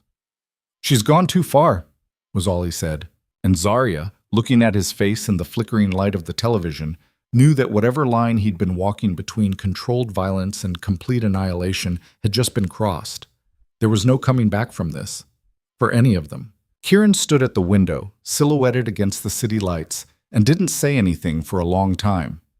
Zarya watched the rigid line of his shoulders, the way his hands were clenched at his sides, the careful control he was exercising over every breath. "Turn off the TV," he said finally. She did. The room fell into silence, broken only by the distant hum of hospital machinery and muffled voices in the hallway. "2 security guards," Kieran said. "James Martinez and David Wu. James has 3 kids. David just got engaged last month. They both almost died tonight because my mother wanted to prove a point." "They're alive. You said they're stable." "They're alive because they were doing rounds on the lower floors when the explosives went off. If they'd been at their posts on the 6th floor like they were supposed to be, they'd be dead." He turned from the window. His face was carved from stone. She knew the building layout, knew where people would be, timed the detonation for maximum damage with minimum casualties so she couldn't be charged with mass murder. That's how calculated this was. Zarya pushed herself up against the pillows, ignoring the protest from her ribs. "What did the police say?" "That they're investigating, that they'll keep me informed, that I should go home and let them do their jobs." His laugh was bitter. "Like I'm going to trust the same police department that closed your accident investigation in 48 hours to actually find who did this." "You already know who did it." Knowing and proving are different things. She made sure of that. Used burner phones, hired contractors through intermediaries, paid in cash that can't be traced. By the time the FBI sorts through the evidence, she'll have 20 alibis and a paper trail showing she was in Vermont the entire time. "So what are you going to do?" Kieran came and sat in the chair beside her bed. He looked directly at her, and what she saw in his eyes made her chest tight. "I'm going to do what I should have done the moment they put you in this hospital," he said quietly. "I'm going to stop trying to be the person you need me to be and become the person this situation requires." "And what person is that?" "The one who doesn't ask permission, the one who doesn't wait for proof, the one who solves problems permanently instead of temporarily." There it was, the line being crossed in real time. "Kieran, I know what you're going to say. That I promise to do things your way. That killing them makes me no better than they are. That there has to be another solution." He leaned forward. And you're right about all of it. But here's what you need to understand. My mother just committed an act of domestic terrorism. She blew up a building in the middle of a major city. If the FBI wasn't already investigating us, they sure as hell are now. And when they dig into this, when they start connecting dots, every piece of evidence you gathered about the car crash becomes relevant. Every conversation, every payment, every witness suddenly becomes part of a much bigger case. So we give them what they want. We cooperate. We can't. Because the moment we cooperate, the moment we hand over evidence or testimony, we're admitting there was something to investigate in the first place. And that opens doors to everything else. Every gray area transaction, every questionable business deal, every time I've bent or broken a rule to keep the organization running. He rubbed his face. The only way we survive this is if the investigation dies. And the only way the investigation dies is if the primary suspects disappear. You mean if your mother and brother disappear? Yes. Zarya felt cold. You're really going to do it. I don't have a choice anymore. Everyone has a choice. Not when the alternative is watching everything burn. Not when the alternative is you ending up in witness protection or dead because I was too squeamish to do what needed doing. She wanted to argue. Wanted to find some angle he hadn't considered, some solution that didn't involve murder. But her mind kept circling back to the same truth. Vivian had blown up a building, had crossed every line there was to cross, and she wasn't going to stop until either Kieran was destroyed or she was. When? Zarya asked. Soon. I have people looking for them now. Once we know where they are, it'll be quick. And then what? You think the FBI just drops the investigation? No. But without suspects and without witnesses, the investigation stalls, becomes a cold case, eventually gets filed away with all the other unsolved arsons. Kieran's voice was flat, empty. It's not perfect, but it's survivable. What about the reporter, Torres? She's getting her bigger story tomorrow morning. Political corruption scandal involving the city council president and several major contractors. It'll dominate the news cycle for weeks. By the time anyone remembers the Day family, will be old news. You've thought of everything. I've had to. They sat in silence. On the television screen, still dark and blank, Zarya could see their reflections, her in the hospital bed, him in the chair beside her, separated by a distance that felt wider than the physical space between them. I need to ask you something, she said, and I need you to be honest. All right. If this works, if they disappear, and the investigation stalls and everything goes back to normal, what happens to us? Kieran didn't answer immediately. When he did, his voice was careful. What do you want to happen? I asked first. He looked at her, really looked. I don't know, I've been so focused on keeping you alive that I haven't thought about what comes after. Think about it now. Zarya, do you want me to stay? The question hung between them. Outside, a siren wailed past. Someone in the hallway laughed at something, the ordinary sounds of life continuing while they discussed murder and marriage and futures that might not exist. Yes, Kieran said finally. I want you to stay. Why? Because you're the only person in my life who isn't afraid of me. I'm terrified of you. No, you're not. You're afraid of the situation. You're afraid of what might happen, but you're not afraid of me. You look at me and see a person, not a threat. And I didn't realize how much I needed that until I thought I was going to lose it. Something in Zarya's chest cracked open. That's the most honest thing you've ever said to me. Yeah, well, tonight seems like a good night for honesty. Then let me be honest too. She reached out and took his hand. I don't know if I love you. I don't know if what I feel is love or just trauma bonding or some messed up version of Stockholm Syndrome. But I know I don't want to leave. I know that even after everything, the crash, the threats, the FBI, the building burning down, I still want to figure out what we could be if we actually tried. Kieran's grip tightened. Even knowing what I'm about to do? Even knowing. She paused. But I need something from you. What? After this is over, we start fresh, clean slate, no more secrets, no more protecting me from information, no more making decisions about our lives without talking to me first. We do this together, or we don't do it at all. That's a big ask. I know. I've spent my entire adult life keeping information compartmentalized. Not telling anyone more than they need to know. It's how I've survived. Then you need to decide what you want more. To survive alone, or to actually live with someone who knows who you are. Kieran was quiet for a long moment. Then he lifted her hand and pressed it against his cheek. The gesture was so unexpected, so unguarded, that Zarya felt tears prick at her eyes. All right, he said. Fresh start. No more secrets. We do this together. Promise? I promise. His phone buzzed. He pulled it out, read something on the screen, and his expression hardened. They found them, he said. Marcus and my mother. They're together, holed up in a warehouse on the east side. Zarya's heart started pounding. Are you going there now? Yes. Let me come with you. Absolutely not. Kieran, Zarya, no. I'm not bringing you to a confrontation with people who've already tried to kill you once. That's not negotiable. Then what am I supposed to do? Just sit here and wait while you go commit murder? Yes, that's exactly what you're supposed to do. He stood up. I need you safe. That's the only way I can focus on what needs to happen. I can't just... You can. You will. He leaned down and kissed her. It was brief but intense, like he was trying to communicate something words couldn't. I'll be back before dawn, and then we'll talk. About everything. I promise. He was halfway to the door when Zarya spoke again. Don't let it change you more than it already has. Kieran stopped, didn't turn around. It's too late for that. No, it's not. You're still making the choice to do this. That means you can still choose how it affects you after. That's not how it works. It is if you decide it is. He looked back at her over his shoulder. You really believe that? I have to. Otherwise, what's the point of any of this? Kieran held her gaze for another moment, then nodded once and left. The room felt too empty after he was gone. Too quiet. Too full of possibilities that might never materialize. Zarya lay back against the pillows and tried to sleep. Couldn't. Her mind kept circling through the same thoughts. What Kieran was about to do. What it would cost him. What it would cost them both.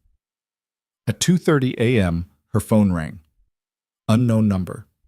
She almost didn't answer, but something made her. Hello? Mrs. Day, Agent Chen's voice. I need you to listen very carefully. Your husband is about to make a serious mistake. Zarya sat up. How did you... We've been monitoring him. We know about the warehouse. We know what he's planning. Chen's voice was urgent. If he goes through with this, there's nothing I can do to protect either of you. The investigation will expand, charges will be filed, and you'll both end up in prison for the rest of your lives. I don't know what you're talking about.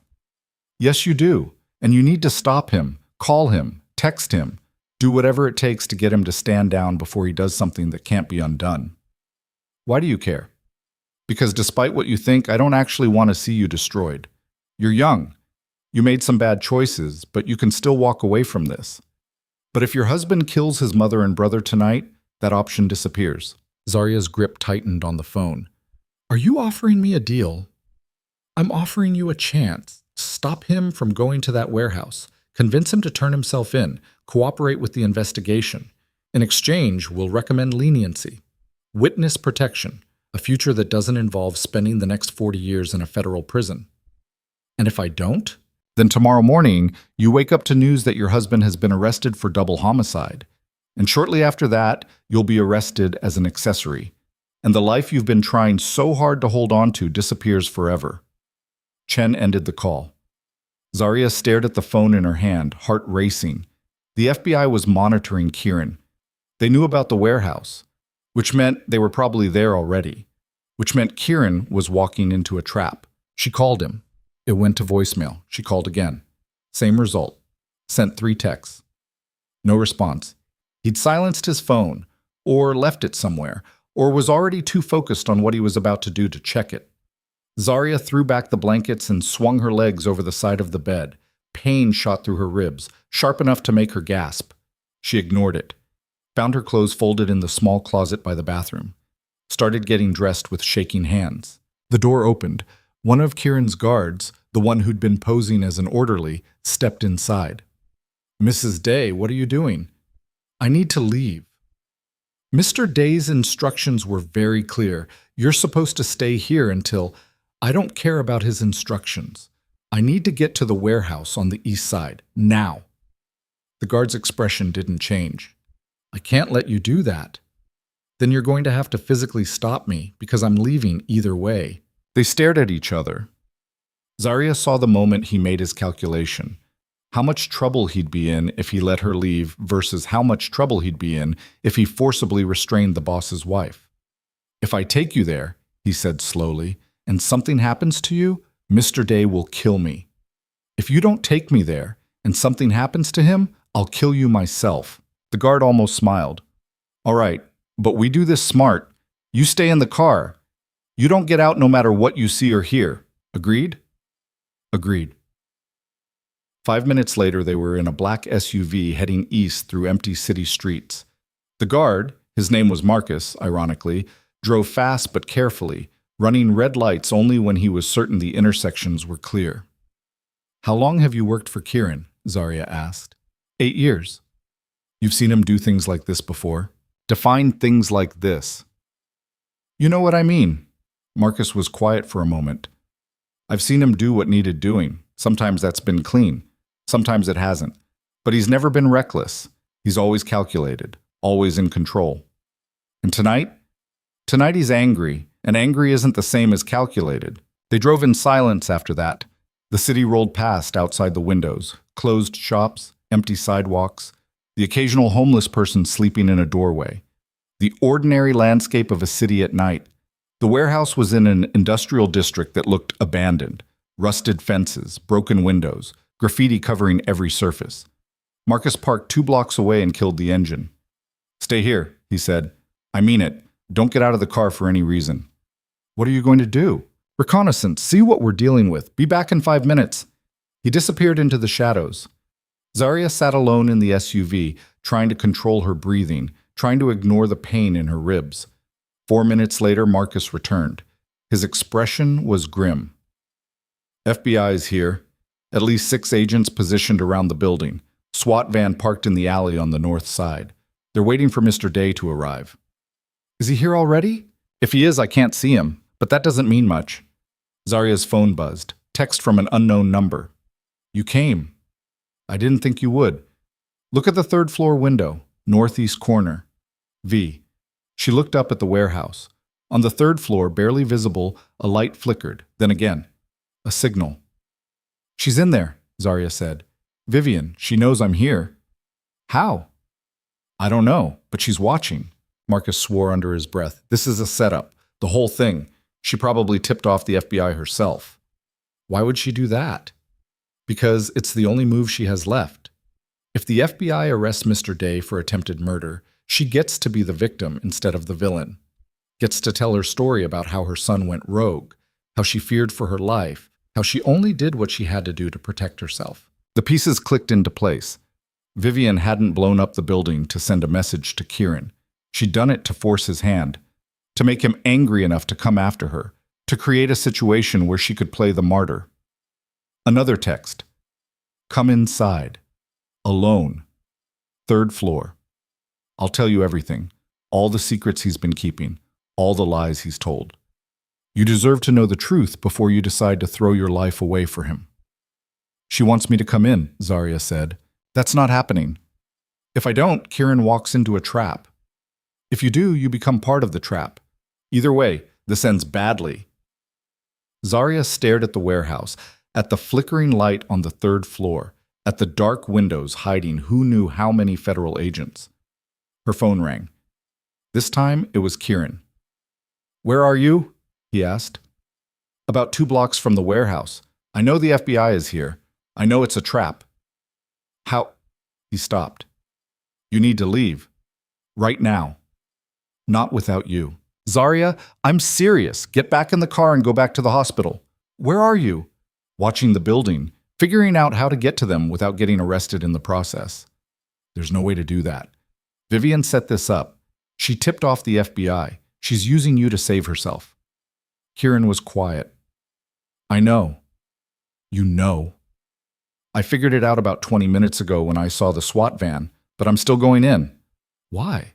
Because this ends tonight. One way or another. I'm not spending the rest of my life looking over my shoulder, waiting for her to make the next move. Then let me help. How? Zarya looked at the warehouse again, at the light still flickering, at Marcus watching her with an expression that said he already knew what she was about to do. She wants me to come inside, alone. 3rd floor. Says she'll tell me everything, all the secrets you've been keeping. Don't, it's a trap. I know. But what if it's also an opportunity? For what? To stall her. To keep her talking. To give you time to figure out a different play. Zarya took a breath. You said we do this together, so let me do my part. Your part isn't walking into a building full of FBI agents and the woman who tried to have you killed. My part is whatever it needs to be to get us both out of this alive. Marcus was shaking his head. Kieran wasn't saying anything. Zarya could hear him breathing on the other end of the line, could practically feel him calculating odds and outcomes. If I let you do this, he said finally, you follow my lead. The moment I tell you to get out, you get out. No arguing, no hesitation. Clear? Clear. Marcus is with you? Yes. Put him on. Zarya handed the phone to Marcus. He listened for a minute, his expression growing darker. Understood, he said. I'll keep visual. If anything goes wrong, yeah. I know. Consider it done. He handed the phone back. Kieran's voice was tense. You go in through the east entrance. It's not being monitored as heavily. 3rd floor, northeast corner. Keep your phone in your pocket with the call active so I can hear what's happening. Don't let her see it. Don't let the FBI see it. And Zarya. Yeah? If this goes wrong, if I tell you to run, you run. You don't look back. You don't try to help me. You just get out and keep going. Understood? Understood. I mean it. I know you do. She ended the call but kept the line open, tucking the phone in her jacket pocket. Marcus handed her a small earpiece. In case you need to hear instructions without pulling out the phone, he said, Mr. Day can talk to you through it. Zarya fitted the earpiece in place. Kieran's voice came through immediately, quiet and close. Can you hear me? Yes? Good. Move to the east entrance, slow and careful. The FBI is positioned at the main entrances, but they're spread thin. You should be able to slip through. Zarya got out of the SUV. The night air was cold against her face. Her ribs ached with every step, but she forced herself to move steadily. The warehouse loomed ahead, dark and enormous. I see you, Kieran's voice said in her ear. Keep going, straight ahead. There's a door 20 feet from your position. She found it. The door was ajar, hanging on broken hinges.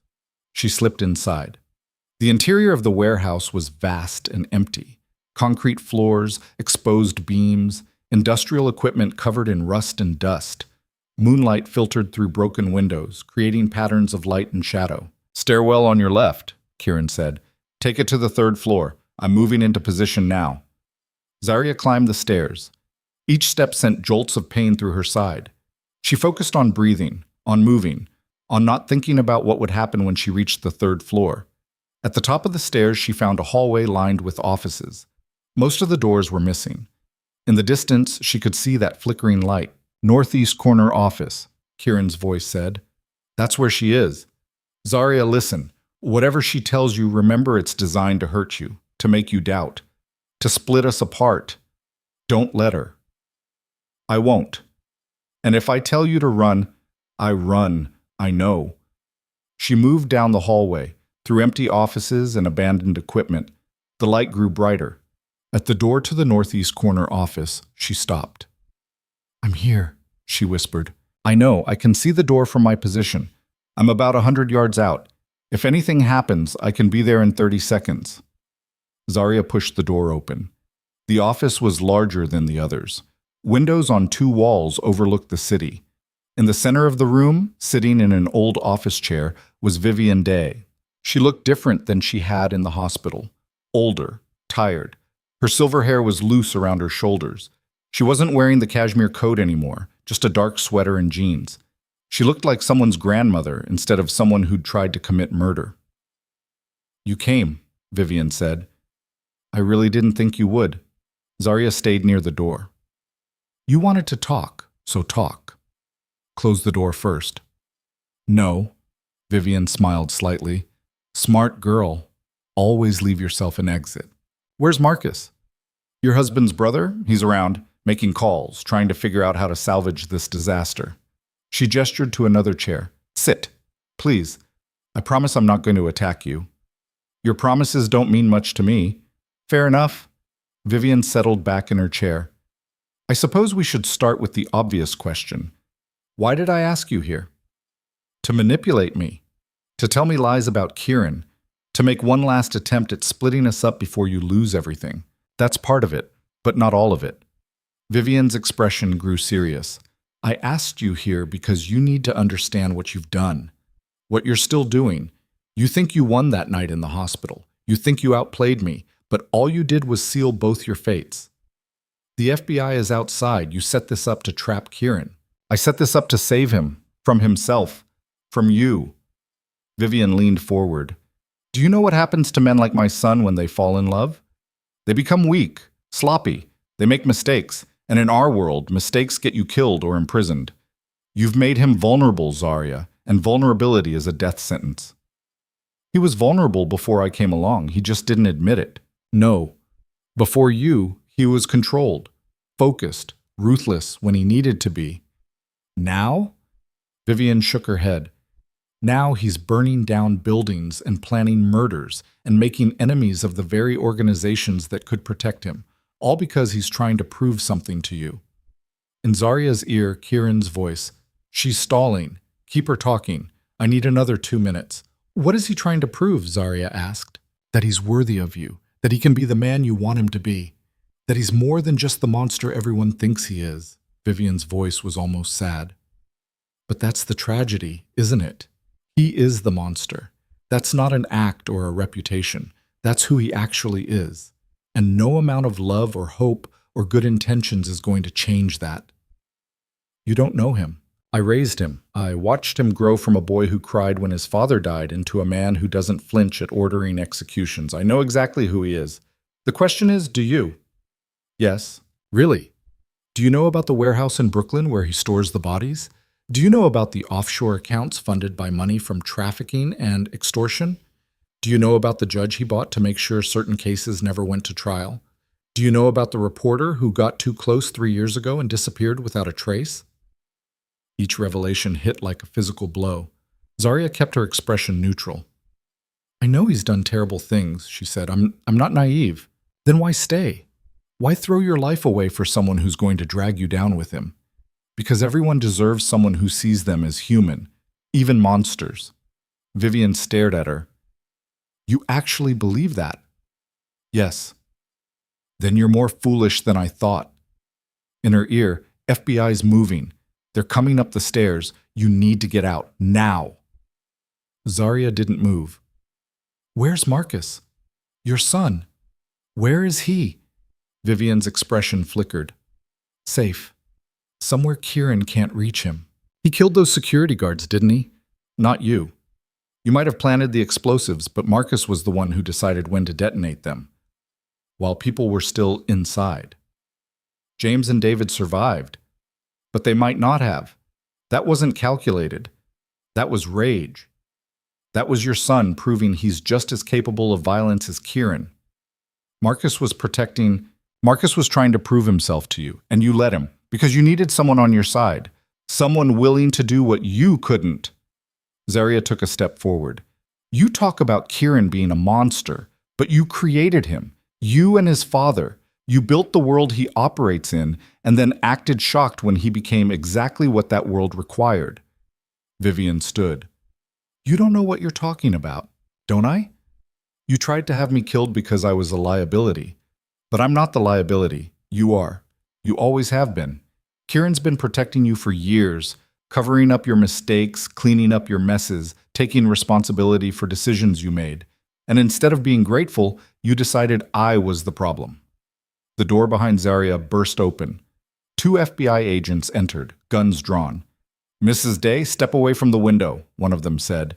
Mrs. Vale, hands where we can see them. Zarya raised her hand slowly.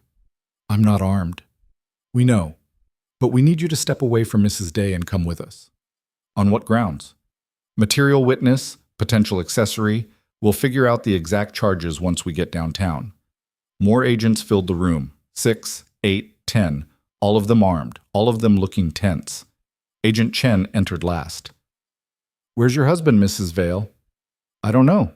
"Don't lie to me. We know he's here. We know this was a setup to get his mother and brother isolated. We know what he was planning." "Then arrest him, if you're so sure." "We will. As soon as he shows himself."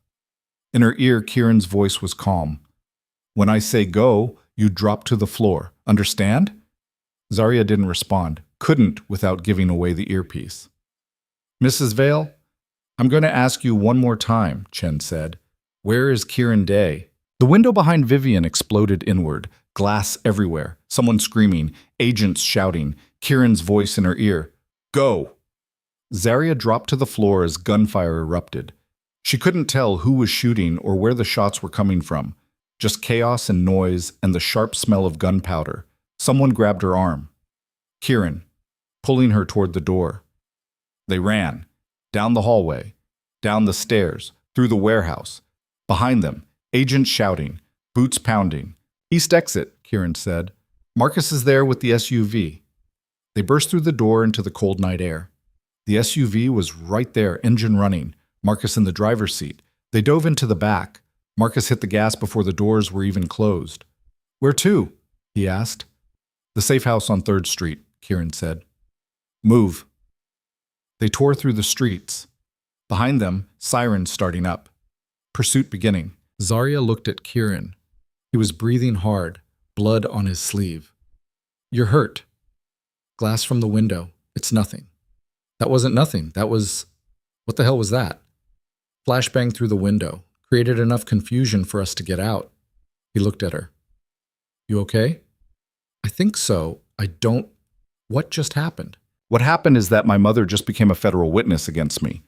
What happened is that the FBI now has probable cause to arrest me for attempted murder. What happened is that we're officially fugitives." Zarya stared at him. "This was your plan? To turn us into fugitives?" "No. My plan was to get you out alive. Everything else is secondary." In the front seat, Marcus spoke. "We've got 2 cars following. Federal plates." Kieran looked out the back window. "Lose them." What followed was 15 minutes of high-speed pursuit through city streets. Marcus drove like someone who'd done this before. Quick turns, sudden direction changes, using the SUV's size and power to navigate spaces the federal vehicles couldn't. Eventually, after a particularly sharp turn into an underground parking garage, they lost the pursuit. Marcus parked in a corner behind a concrete column and killed the engine. "We're clear. For now." Kieran's phone was ringing. He answered. "Talk to me." "I see." "All right, we'll be there in 20 minutes." He ended the call and looked at Zarya. "That was Thomas. He's arranged transport out of the city. We need to leave tonight." "Leave to where?" "Does it matter?" "Yes, it matters." Kieran was quiet. Then, "Canada, we have people there. Resources. We can regroup, figure out our next move. And then what? We just run forever?"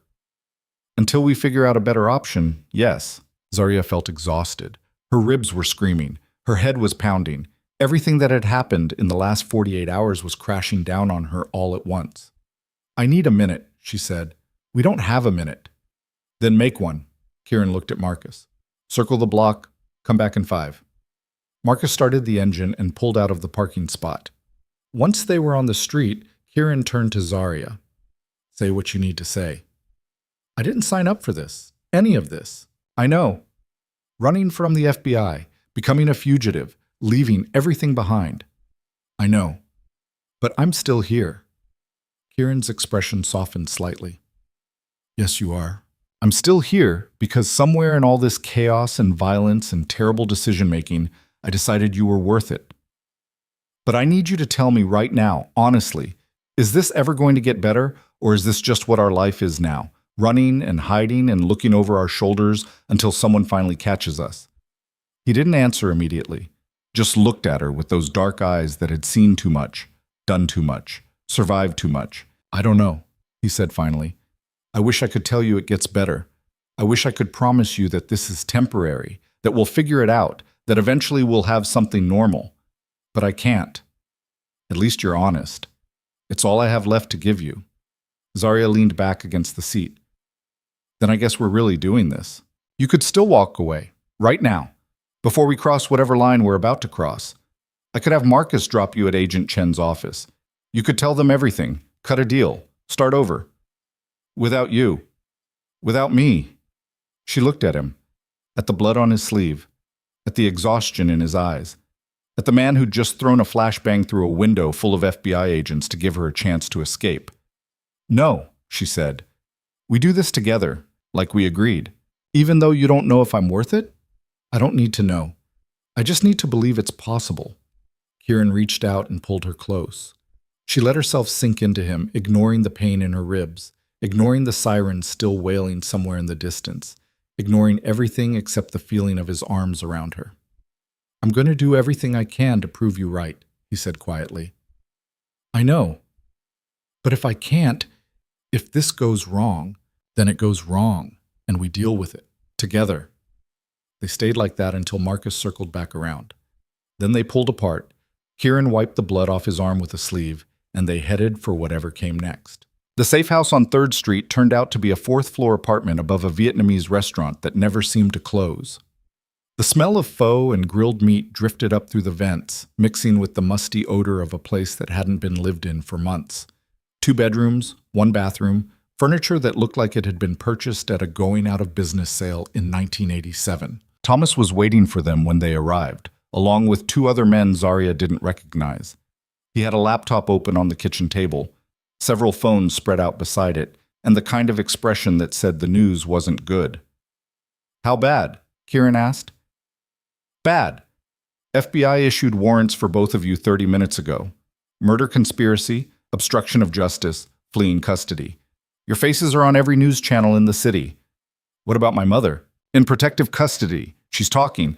Already gave them enough to build a case. Marcus is with her. Kieran's jaw tightened. Of course he is. Thomas looked at Zarya.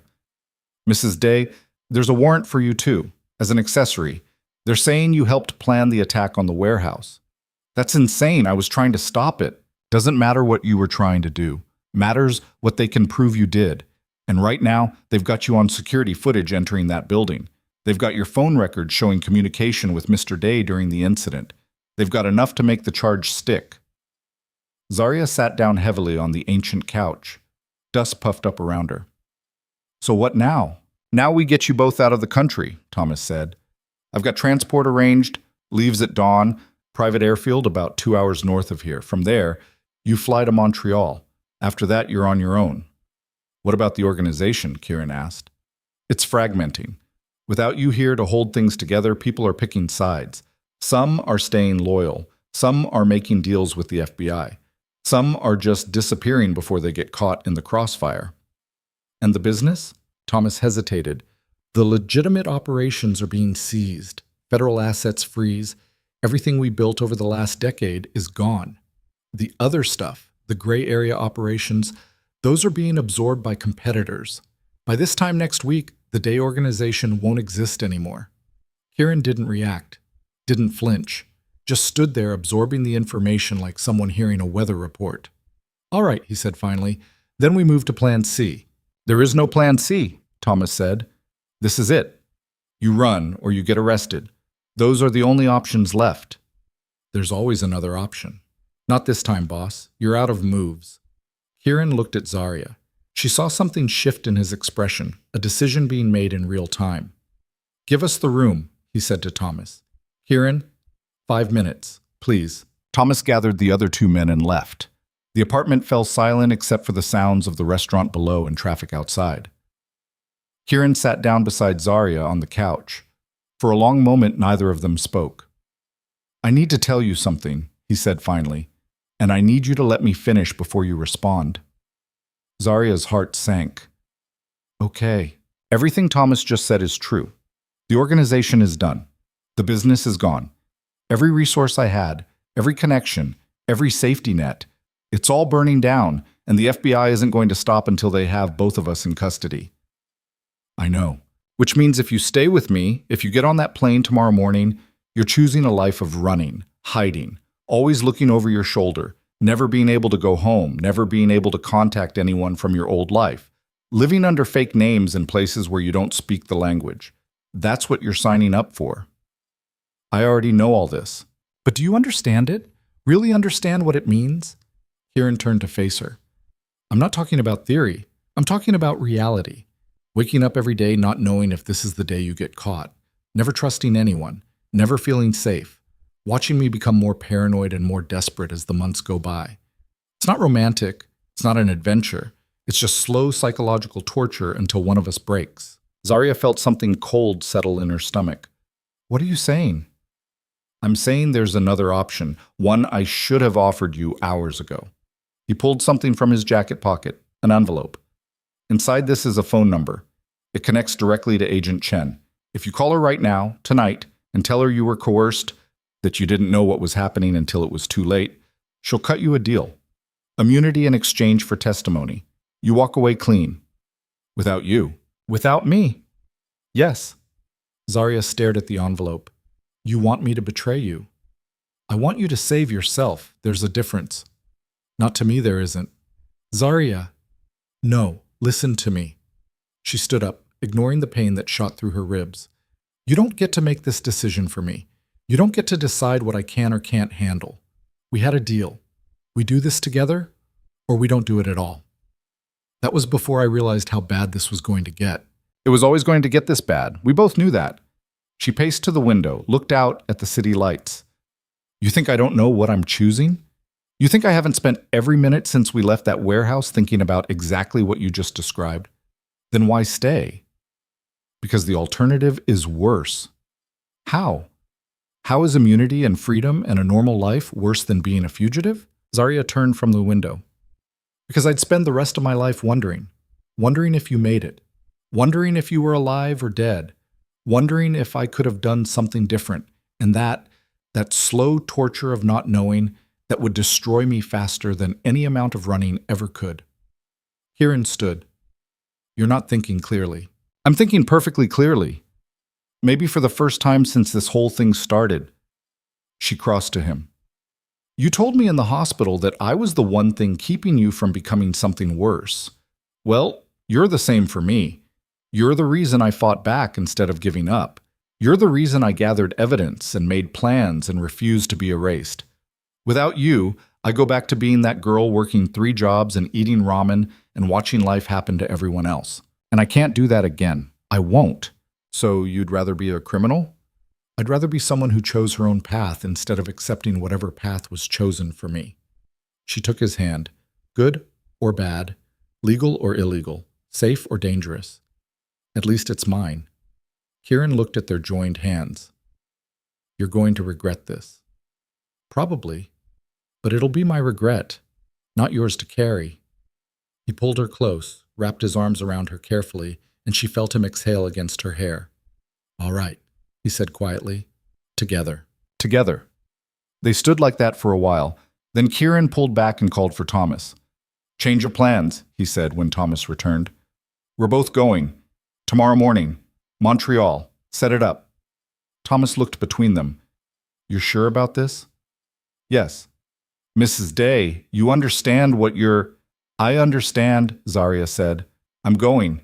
Thomas nodded slowly. All right then, you should both get some sleep. We leave at 4 a.m. That gives us a window before the airport start running security sweeps. He left again. Kieran and Zarya moved to one of the bedrooms. The mattress was thin and lumpy, the sheets smelled like mothballs, but they were too exhausted to care. Zarya lay down carefully, her ribs protesting every movement. Kieran lay beside her on his back, staring at the ceiling. Can I ask you something? She said. Always. Back at the warehouse, when you threw that flashbang through the window, you could have killed someone. I calculated the trajectory, made sure it would land away from people. But you couldn't have known for certain. No, he admitted. I couldn't. So you took the risk anyway. I took the risk because the alternative was watching you get arrested. Yes. Zarya rolled onto her side to look at him. That's what your mother meant, isn't it? About you becoming weak, making mistakes. You wouldn't have taken that risk before me. No, I wouldn't have. Do you regret it? Kieran turned his head to meet her eyes. Not even a little. They fell asleep like that, facing each other in the dim light from the street outside, and for a few hours, the world stopped pressing down quite so hard. Zarya woke to her phone buzzing. She checked it groggily. 3:30 a.m. Unknown number. She should have ignored it. But something made her answer. Hello? Zarya, Vivian's voice, tired, strained. We need to talk. I have nothing to say to you. Please, just listen. 5 minutes. Zarya sat up, careful not to wake Kieran.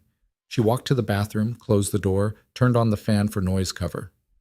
Talk, she said quietly. I know you're planning to run. I know you're leaving in the morning, and I'm calling to tell you not to. Why would I listen to anything you have to say? Because I'm the only one who can fix this. Vivian's voice was different now, less controlled, more raw. I made a mistake. Several mistakes. And I'm trying to correct them before it's too late. You told the FBI everything. You became a witness against your own son. I told them what they needed to hear to buy time. But I didn't give them everything. I held back the important parts. Why? Because despite what you think, I love my son. And I don't want to watch him spend the rest of his life running. Zarya leaned against the sink. What do you want? I want to meet you and Kieran one last time. I have something, information that could change everything, but I need to give it to you in person. This is a trap. It's not. I swear on everything I have left. This is me trying to make amends. Where's Marcus? Vivian was quiet for a moment. Gone. What do you mean, gone? I mean, I finally saw him for what he was, what I'd let him become, and I chose Kieran over him. He didn't take that well. So where is he? I don't know. He left. Took money from an account I didn't know he had access to and disappeared. The FBI is looking for him. So am I. But he's good at hiding when he wants to be. Zarya processed this. And you expect me to believe you chose Kieran? After everything? I expect you to believe that a mother can realize she was wrong. That she can look at what she's done and be horrified by it. That she can try, however imperfectly, to fix it before she loses her son forever. Where do you want to meet? The hospital, where this all started. Your room, 6 a.m. Before you leave for the airport. Kieran will never agree to that. Then don't tell him. Come alone. Hear what I have to say. And then decide. Why should I trust you? Because you don't have to. Bring guards, bring weapons. Bring whoever you want. I'll be alone, unarmed. And if you don't like what I have to say, you can walk out and never see me again.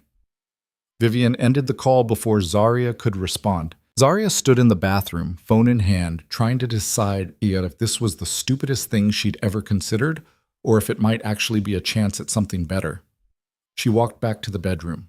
Kieran was awake, watching her. Who was that? He asked. Your mother. He sat up. What did she want? To meet. 6 a.m. at the hospital. Absolutely not. She says she has information, something that could fix this. It's a trap, Zarya. It's obviously a trap. Maybe. Or maybe she's telling the truth. You can't possibly believe. I believe she sounded different, broken, like something fundamental had changed. Zarya sat on the edge of the bed. And I believe we're about to get on a plane and disappear forever. So what's one more risk at this point? Kieran stared at her. You want to go? I want to hear what she has to say. And then I want to make an informed decision about whether we run or stay. We already made that decision. We made it based on limited information. What if there's another way? What if she actually has something that could help? Then it's a miracle. And I stopped believing in those a long time ago. I haven't. They looked at each other in the pre-dawn darkness. Outside, the city was starting to wake up. Delivery trucks, early commuters, the ordinary machinery of life continuing. If we do this, Kieran said slowly, we do it my way. Full security. Multiple exits. The moment anything feels wrong, we're gone. Agreed. And Thomas comes with us, armed. Fine. And you stay behind me the entire time. Kieran, that's the deal. Take it or leave it. Zarya took it. At 5:45 a.m., they pulled up to the hospital. Same building where this had all started. same entrance, different circumstances entirely. Thomas and two other guards went in first, swept the floor, confirmed Vivian was alone in Zaria's old hospital room. No FBI, no Marcus, just an older woman sitting in a chair by the window, looking smaller and more fragile than she had any right to. Kieran and Zaria entered together. Vivian stood when she saw them. "Thank you for coming," she said. "Talk fast," Kieran replied. "We don't have much time." Vivian reached into her purse. Thomas's hand went to his gun. She pulled out a flash drive. "This has everything," she said. "Every transaction Marcus made leading up to the car crash, every communication he had with Daniel Reeves, every payment, every plan. And it has recordings of me authorizing it, of me telling him to do whatever it took to get rid of Zaria." She held out the drive. Kieran didn't take it. "Why?" he asked. "Because I was wrong. About everything. About Zaria. About you. About what this family needed." Vivian's voice cracked. "I spent so long trying to protect you from weakness that I didn't see I was creating something worse. I pushed you toward cruelty because I thought that's what strength looked like. And I was wrong. This doesn't undo what you did. I know nothing can undo it, but it can redirect it." She gestured to the drive. "Give this to the FBI. Tell them I'm willing to testify, to take full responsibility. Marcus is gone. He's in the wind and they'll never find him. But they don't need him. They have me. And with this evidence, with my testimony, they can close the case, drop the charges against you, against Zaria, let you both walk away." Kieran took the drive slowly. "What do you get out of this?" "Prison. Probably 20 years minimum. At my age, that's a life sentence." Vivian smiled sadly. "But I get to know my son survived, that he has a chance at something better than what I gave him." "I don't understand," Zaria said. "Yesterday you were trying to destroy us. Today you're sacrificing yourself to save us. What changed? I saw the news footage from the warehouse. I saw Kieran throw himself into danger to get you out. I saw the way he looked at you when he thought no one was watching. And I realized—" She stopped, took a breath. "I realized that's not weakness. That's the only kind of strength that actually matters.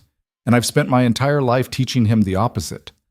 She walked to the window, looked out at the city waking up. "My husband used to say that love was a luxury we couldn't afford. That sentiment would get you killed in our world. And I believed him. I raised Kieran to believe it too. But watching what you've both been through, watching how you fought for each other even when it would have been easier to walk away, I understand now what we lost by living that way." "So you're fixing it," Kieran said, "by going to prison." "I'm fixing it by giving you a choice I never had. You can take this drive and build something different, something better, or you can get on that plane and spend your lives running. Either way, you get to decide. Together."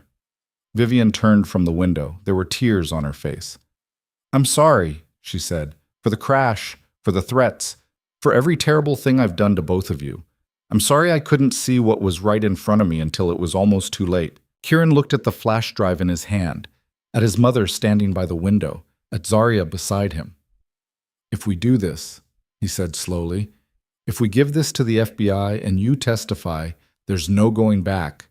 You'll go to prison. Marcus will disappear forever. The family name will be destroyed.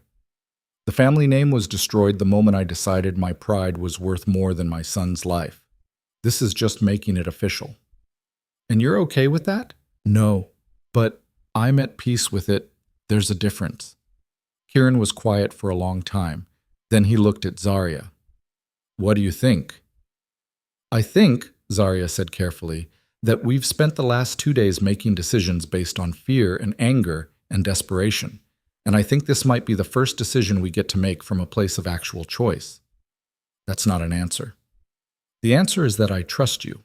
Whatever you decide, I'm with you." Kieran turned back to his mother. "Why now? Why not years ago? Why not when I first got involved in the business? Why not before it got this bad?" "Because I didn't know how," Vivian said simply. "I didn't know how to be anything other than what your father made me. I didn't know how to choose differently. But you do.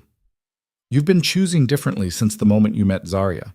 And I can either support that or stand in the way of it. I'm done standing in the way." Kieran put the flash drive in his pocket. "All right, we'll take it to the FBI, but I have conditions." "Name them." "You don't just testify about the crash. You testify about everything. Every illegal operation, every bribe, every corner we cut, you burn it all down, completely. So there's nothing left for Marcus to come back to. Vivian nodded. Agreed. And you make sure the FBI knows that Zarya had nothing to do with any of it, that she was a victim, that every action she took was in self-defense.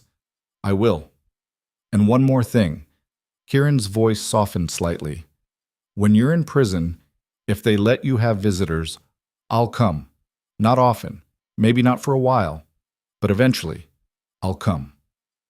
Vivian's composure finally broke. She started crying in earnest, quiet, dignified tears that she didn't try to hide or apologize for. Thank you, she whispered. Kieran nodded once, then turned to leave. Zarya followed. At the door, she looked back. For what it's worth, she said, I think this is the bravest thing you've ever done. Vivian smiled through her tears. Coming from you, that actually means something. They left the hospital as the sun was rising. The city looked different in the early morning light, cleaner somehow, like all the grime and darkness had been washed away overnight. It hadn't, of course. It was still the same city, but something about the angle of the light made it look almost hopeful. Thomas was waiting by the SUV. What's the call? Airport or FBI field office? Kieran pulled out the flash drive. FBI. Call Agent Chen. Tell her we're coming in voluntarily. Tell her we have evidence that changes everything. And tell her we want a deal worked out before we arrive. Thomas made the call. Spent 15 minutes negotiating. When he hung up, he looked surprised. She agreed. Full immunity for both of you in exchange for the drive and your mother's cooperation. Charges dropped. Record sealed. You walk away clean. Just like that? Zarya asked. Just like that. Apparently they've been trying to build a case against your mother for years. This hands it to them on a silver platter. They're willing to let you both go to get it. Kieran and Zarya looked at each other. So we're done, she said. It's over. It's over. They met Agent Chen at the FBI field office at 8 a.m. The drive was authenticated, the evidence verified, the deal signed and notarized within 2 hours. By noon, the warrants for their arrest had been withdrawn. By 2 p.m., Vivian was in federal custody, giving her official statement. By evening, the news was reporting a major break in the domestic terrorism case.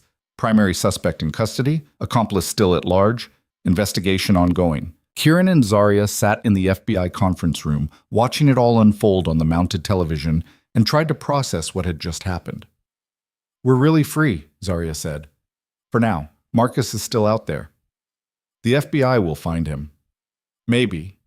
Or maybe he's smart enough to stay hidden. Either way, he's not our problem anymore. Agent Chen came in with release papers. You're good to go. Try to stay out of trouble. That's the plan, Kieran said. They left the building together, walking out into a late afternoon that felt surreal in its normalcy.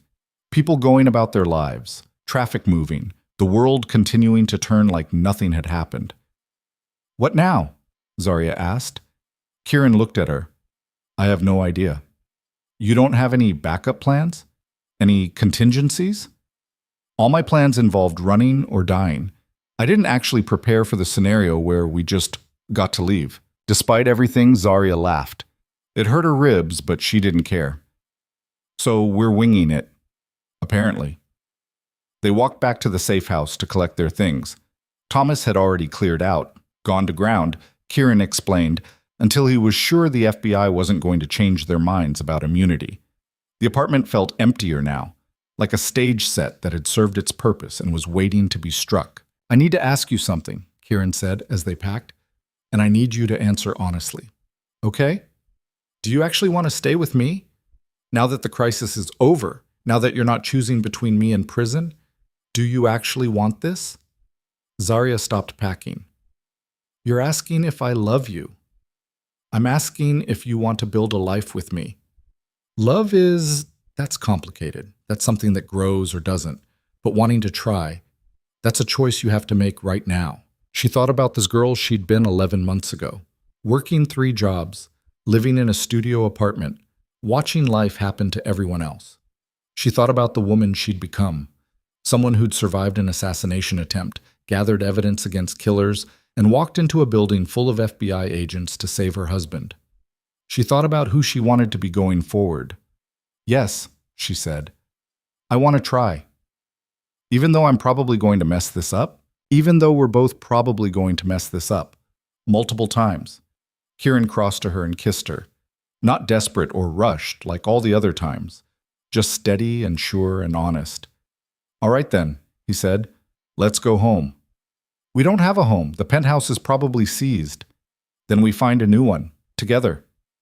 They finished packing, left the safe house, got in the SUV that Marcus had left for them with the keys in the ignition. As Kieran drove through the city toward whatever came next, Zarya looked out the window at the buildings passing by and thought about second chances, about how rare they were, about how easily they could be wasted. I want to do something different, she said suddenly. Different how? I want to actually be your wife, not just someone who stands beside you at events. I want to know about the business, the legitimate parts that are left. I want to help rebuild. I want to be a partner. Kieran glanced at her. You sure about that? I just survived attempted murder and federal investigation. I think I can handle spreadsheets and strategy meetings. It won't be exciting. Good. I've had enough excitement to last a lifetime. He smiled. Actually smiled. All right, partners. Partners. They drove to a hotel, nothing fancy, just clean and quiet, and checked in under fake names that wouldn't matter much longer but felt safer anyway. The room was generic but comfortable. King bed, city view, mini fridge and coffee maker. They ordered takeout, ate sitting on the bed, watched the news coverage of Vivian's arrest, and tried not to think about what came next. Around midnight, Zarya's phone buzzed. Text from an unknown number. You chose well. Be better than we were. She showed it to Kieran. He read it and nodded slowly. She's right, he said. We should be better. Can we? After everything? I don't know, but we can try. Is trying enough? It'll have to be. They fell asleep with the television still on, some late-night talk show providing background noise. And when Zarya woke up the next morning, the first thing she felt wasn't fear or pain or uncertainty. It was possibility. Kieran was already awake, sitting by the window, coffee in hand, looking out at the city. Morning, she said. Morning. How are the ribs? Better. Still hurt, but better. Good. He turned from the window. I've been thinking. About? About what comes next. About what we actually want to build. And I think we should leave the city. Start over somewhere else. Somewhere nobody knows us. Somewhere we can actually be normal. Zarya sat up. You want normal? I want to find out what it feels like. We never got that. We went straight from transaction to crisis. I want to see what happens when we just live. Where would we go? I don't know. Somewhere quiet, somewhere with good coffee and bad traffic and neighbors who complain about noise. Somewhere boring. That doesn't sound like you? No. But maybe that's the point. Maybe I need to become someone different. Someone who isn't defined by what I do or who I know or how dangerous I am. Maybe we both do. Zarya thought about it. What about money? I have accounts they didn't find, enough to start over, not enough to be stupid with, but enough. What about the people still loyal to you? Thomas and the others? They'll survive. They always do. And maybe without me around, they'll find something better to be loyal to. You're really serious about this. I'm really serious about you, about us, about finding out if we can be something other than survivors. Zarya got up and went to the window, stood beside him, looked out at the city that had almost destroyed them both. Okay, she said. Let's do it. Let's leave. Let's try normal. Yeah? Yeah. They spent the next 2 weeks quietly liquidating assets, settling affairs, and planning their exit. Kieran sold what was left of the legitimate businesses to competitors, set up trust funds for the families of people who'd been hurt in the building explosion, made sure everyone who'd stayed loyal had soft landings. Zarya went back to the hospital one last time, not as a patient, but as a visitor. The nurses remembered her, asked how she was healing, said they'd seen the news about the arrests. Wild stuff, Melissa said. You doing okay? Getting there, Zarya replied. She stood in her old hospital room and remembered lying in that bed, planning her counterattack, not knowing if she'd survive. It felt like years ago instead of weeks. On their last day in the city, they drove to the cemetery where Kieran's father was buried. He stood at the grave for a long time, not speaking, just present. "What are you thinking?" Zarya asked. "That he'd be disappointed, that I'm walking away from everything he built. Are you okay with that?" "Yes, I think I am." Kieran turned from the grave. "He taught me that power was the only thing that mattered. That sentiment was weakness, that you survived by being harder than everyone else. And maybe that was true for him, but it's not true for me. Not anymore." They left the cemetery and drove north, found a town 3 hours away. Small, quiet. The kind of place where everyone knew everyone and newcomers were regarded with friendly suspicion until they proved themselves. They rented an apartment above a bookstore. 2 bedrooms. Kitchen with a window that overlooked the main street. Nothing special. Nothing dangerous. Normal. The first month was strange. Kieran didn't know what to do with himself without crisis to manage. He took long walks, read books, started learning to cook, mostly failed at it but kept trying. Zarya got a job at a nonprofit that helped women leaving dangerous situations. Turned out she was good at it. Good at recognizing the signs. Good at knowing what to say and what not to say. Good at being present without pushing. They learned how to be married without the marriage being defined by survival. Learned how to argue about normal things, groceries and schedules and whose turn it was to do laundry. Learned how to apologize. Learned how to forgive. It wasn't perfect. Kieran still had nightmares. Still woke up sometimes reaching for a gun that wasn't there. Still checked the locks 3 times before bed. Zarya still flinched at unexpected sounds. Still had panic attacks when she thought too hard about the crash. Still kept a bag packed in the closet, just in case. But slowly, carefully, they built something new. 3 months after they left, Vivian was sentenced to 18 years in federal prison. The news reported it as a major victory in the fight against organized crime. Kieran watched the coverage and didn't say anything for a long time. "Do you want to visit her?" Zarya asked. "Eventually. Not yet." "Okay."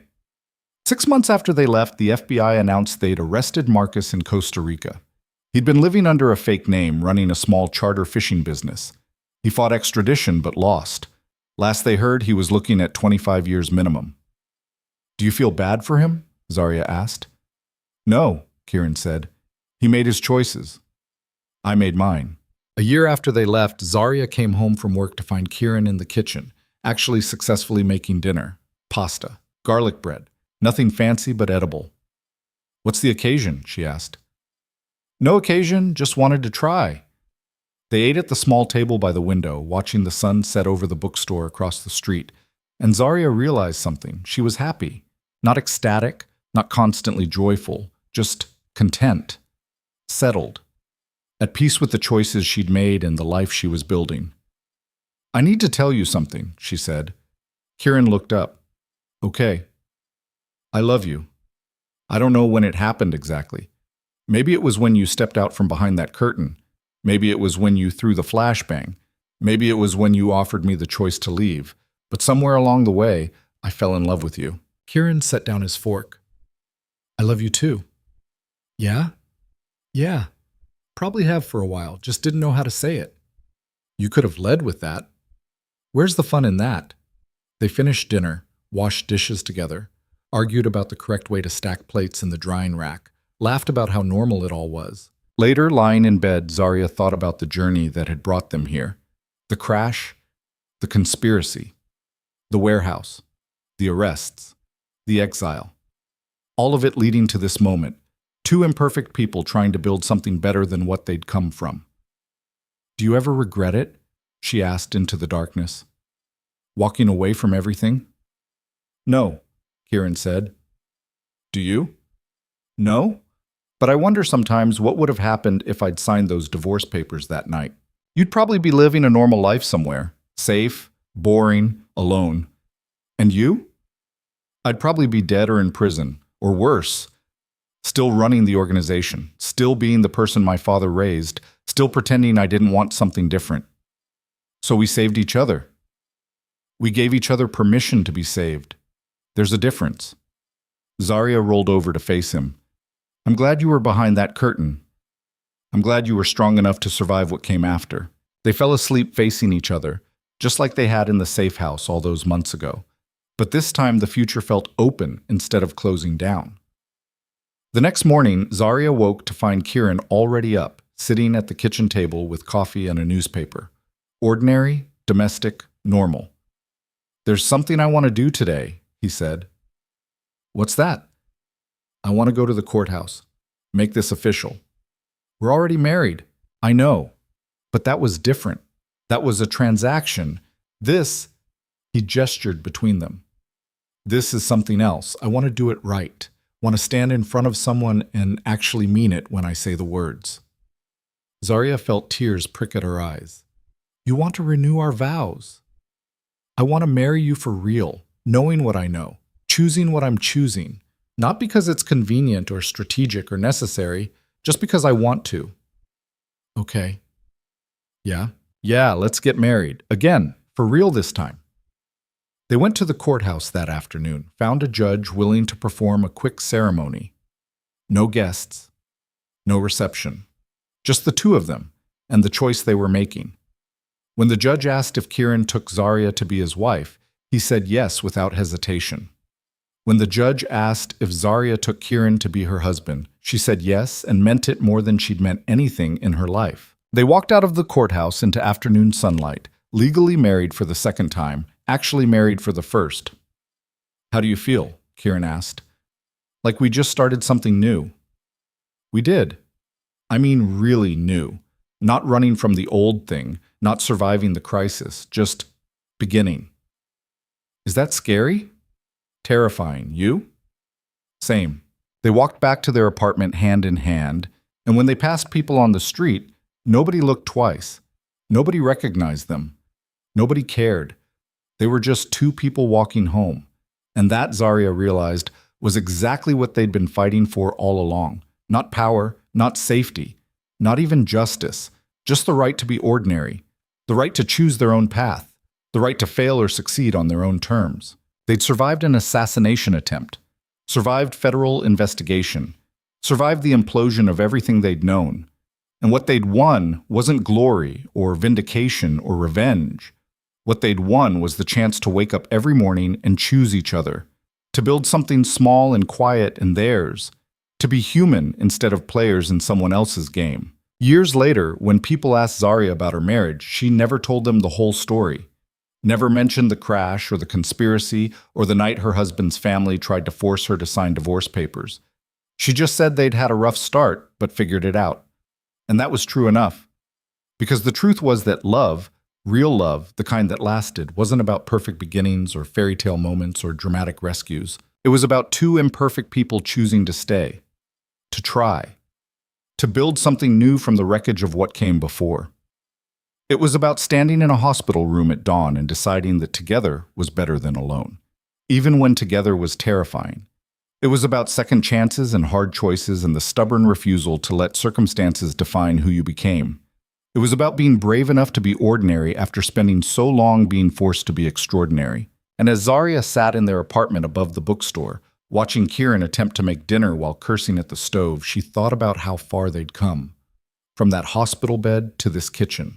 From survival to living. From transaction to truth. It hadn't been smooth. It hadn't been easy. It probably wouldn't be either of those things going forward. But it was theirs. And that made it worth every difficult step of the journey.